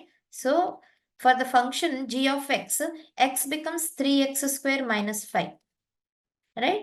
Therefore, g of 3x square minus 5 becomes, so x by, so here in place of x, we are writing 3x square minus 5 divided by x square plus 1. X square is 3x square minus 5 the whole square. This becomes x square plus 1, right? Simplify it.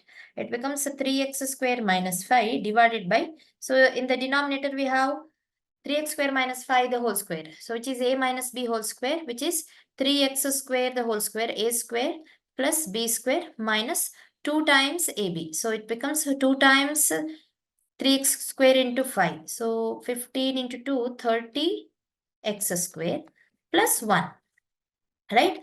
So which is equal to 3x square minus 5 divided by 3x square, the whole square is 9x raised to 4 minus 30x square, right? So 5 square is 25 plus 1 is 26 plus 26, right? Therefore, so g of f of x is equal to 3x square minus 5 divided by 9x raised to 4 minus 30x square plus 26. Option C is the right answer. Question 56. Let the relation R be defined in N. Here N is set of natural numbers. So let the relation R be defined in N by ARB. If 3A plus 2B is equal to 27, then the relation or then R is, right? So here the relation R is defined in set of natural numbers. So set of natural numbers is, so 1, 2, 3, 4, right?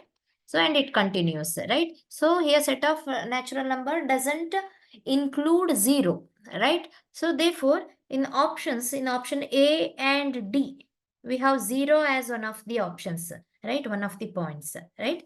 So here these are AB set of numbers, right? So here in option A and D, we have 0. 0 is included. So that doesn't belong to set of natural number, right? Therefore, 0 doesn't belong to set of natural numbers because the relation is defined in set of natural numbers. Therefore, no need to consider option A and D. No need to verify that, right? Let us consider option B, in which set of numbers are 2, 1, 9, 3, 6, 5, 3, 7.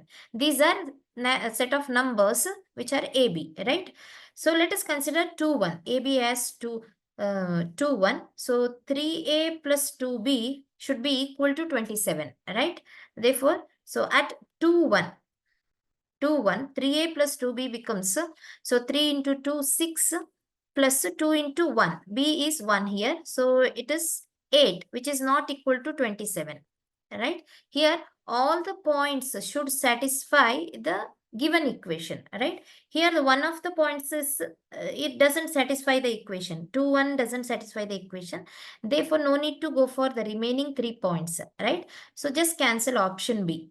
Right? So consider option C, in which consider any one point. So at 112, 12, the equation becomes, so 3a plus 2b becomes 3 into a is 3 into 1 is 3 plus 2 into b. 2 into 12 is 24. Therefore, 3a plus 2b is equal to 27. Therefore, the point 112 satisfies the given equation, right? Therefore, so consider the second point. So at 3, 9, just to verify this, so you have to consider the remaining 3 points also, right? Otherwise, you can directly opt option C as the final answer. Since the remaining options are wrong options here, directly go for that. So just to verify, consider the second point 3, 9. So 3a plus 2b becomes 3 into 3, 9 plus 2 into 9, 18. So 18 plus 29 is 27. So at third point, so which is 5, 6, right? 3a plus 2b becomes, so 3 into 5, 15. So 6 into 2, 12. So which is equal to 27. So at last point 7, 3, at 7, 3. Right? 3a plus 2b becomes 3a plus 2b is equal to, so 3 into 7, 21, 2 into b, so 2 into 3 is 6, which is 27, right? Therefore, all the 4 points satisfy the given equation. Hence, option C is the right answer. So, the relation is well defined in option C, where all the numbers are natural numbers, right? 1, 12, 3, 9, all these are natural numbers. Option C is the right answer.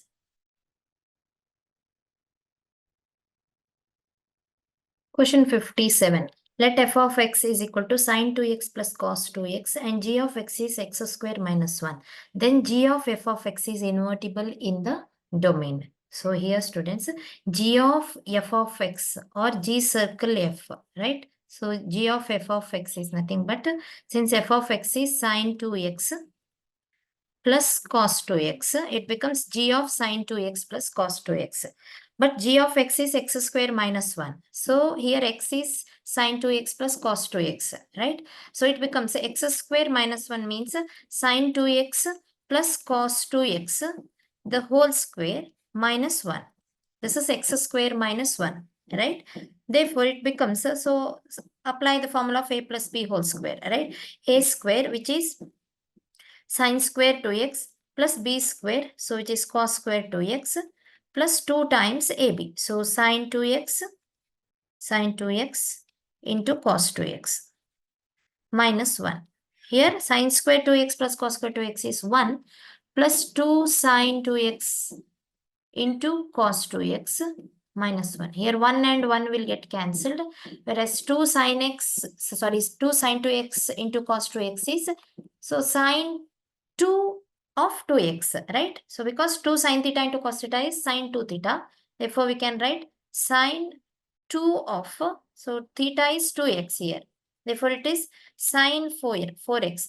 Here the question is, g of f of x is invertible in the domain. So this is, which is nothing but sine 4x is invertible in the domain. Invertible means, so the function should be both 1, 1 and on 2. In which domain? So which is invertible.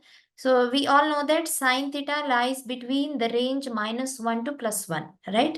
So here sine theta, so here minus 1 less than or equal to sine theta less than or equal to plus 1, right? Here, so its domain is minus 1 to plus 1. Therefore, sine 4x, right? So whose domain is minus 1 to plus 1, right? So that means 4x lies between, right? Its domain is minus pi by 2 to plus pi by 2. Right? So the angle 4x, whose domain is minus pi by 2 to plus pi by 2. So here the question is, g of f of x is invertible in the domain. So the meaning is, so x should be between the domain, that means between the range. So which range? So here 4x lies between minus pi by 2 to plus pi by 2, right? Therefore, x will be, so here minus pi by 8 less than or equal to x less than or equal to plus pi by 8, right? So even x can be equal to minus pi by 8 or plus pi by 8, right? And its domain is minus pi by 8 to pi by 8, right? Therefore, so x belongs to, so closed interval, minus pi by 8 to pi by 8, right? Therefore, option D is the right answer.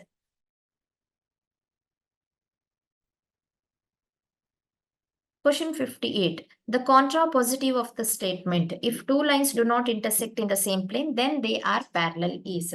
So here the statement is, if two lines do not intersect in the plane. So the statement is in the form of if P, right, then Q. If P, then Q is the statement. Its contrapositive becomes, contrapositive statement becomes, so if not Q, right, then not P. Contrapositive statement is if not Q, then not P, right? Therefore, here we'll consider the statement as if two lines do not intersect in the same plane, right? So here the P part is two lines do not intersect in the same plane becomes P part, right? Then they are parallel. So Q part is they are parallel. So if P, then Q, right? Here P is, so two lines do not intersect in the same plane, right? Then, so Q part is they are parallel. They are parallel, right? Let us consider its contrapositive statement, right? Contrapositive becomes, so if not Q means here Q is they are parallel, right? Therefore, so not Q means, so they means what? If two lines are not parallel, right? You have to add if then, right? So two lines are not parallel. Not Q means not parallel. Two lines are not parallel, right? Then not P. Then the not P means, so P part is two lines do not intersect is P part, right? Not P means two lines intersect, right? Therefore, then becomes, so then the two lines or then they, already we have started with two lines are not parallel, then they intersect. So consider the statement two lines intersect in the same plane, right? So which is added in the same plane. Therefore, the correct contrapositive statement of the given statement is if not Q, if two lines are not parallel, then they intersect in the same plane, right? So here the options are, so option, if two lines are not parallel, then they intersect in the same plane. Option C is the right answer. So contrapositive statement is if not Q, that is if two lines are not parallel, then they intersect. So then not P, then they intersect in the same plane. So option C is the right answer. Question 59. The mean of 100 observations is 50 and their standard deviation is 5. Then the sum of the squares of all observations is. So students, the number of observations is 100 here, right? So n is equal to 100, right? Mean of 100 observations is 50. So here mean is given, which is x bar, right? X bar is 50 and their standard deviation is given. So standard deviation sigma, standard deviation sigma is given, right? So sigma is 5. Then sum of squares of all observations is. So here students, So we know the formula of sigma square, right? Sigma square is always summation xi square divided by n minus x bar square. Here summation xi square is nothing but sum of squares of all observation. Since summation xi is so sum of the observations, right? Sum of all observations. Its square is the sum of squares of all observations, right? So here we need to find summation xi square. So directly you can substitute the values. Since sigma is 5, sigma square becomes 5 square is equal to summation xi square by n is number of observations is equal to 100 minus x bar square. So 50 square is 2500, right? Therefore, summation xi square by 100 is equal to, so 2500 plus 5 square is 25, which is 2525, 2525. Therefore, here the question is asked to find sum of squares of all observations. So summation xi square is equal to, so 2525 into 100 is, so 2 more zeros. Therefore, it is 2,52,500 is sum of the squares of all observations, right? So look at the options. Option D is the right answer. 252500 is the right answer.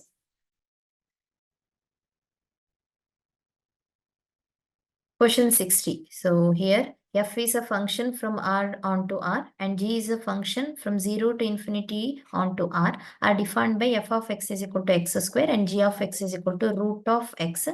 Which of the following is not true? So here the function f of x is defined in set of real numbers, right? So real numbers can be both the rational and irrational numbers, right? So it includes both positive and negative integers, even 0 also can be defined, right? So here, whereas in g of x, so from 0 to infinity, right? So the values of x are such that from 0 to infinity you have to take. So among 4 options, so here we have g of f of -2 is there and -4 is there, right? So directly we can check. So f of x is given as x square and g of x is root of x, right? So directly we will take one by one options. So here f of g of 2 is equal to 2. So we have to decide whether it is true or not, right? So here f of g of 2 is equal to, since g of x is root x, so g of 2 is root 2. So which is f of root 2, right? Since f of x is equal to x square, so f of root 2 becomes root 2 square, which is 2. Therefore, f of g of 2 is 2, which is true. Here the question is, which one of the following is not true, right? Therefore, option A is not the answer. Consider option B, right? So, g of f of -2. So, here g of f of -2, right? So, here f of -2, f of x is x square. Therefore, it becomes f of -2 square is 4. Right? G of 4 is, g of x is root x, g of 4 is root of 4, which is 2. Right? Therefore, second option is also true. G of f of -2 is 2. Consider option C, g of f of 4. So, g of f of 4. Since f of x is x square, f of 4 becomes 4 square, which is 16. Right? G of 16 becomes, g of x is root x, g of 16 becomes root 16, which is 4. Therefore, third option is also true. Right? Consider fourth option. So, f of g of -4.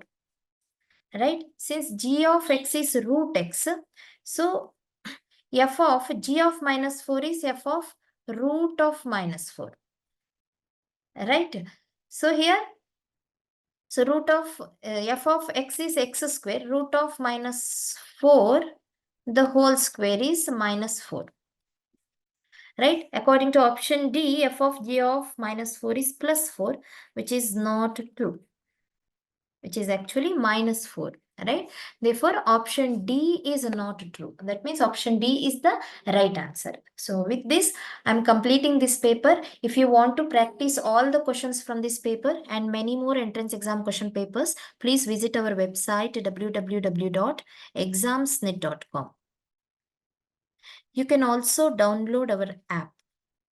The link is given in the description box. I wish you a very best of luck for your future exams.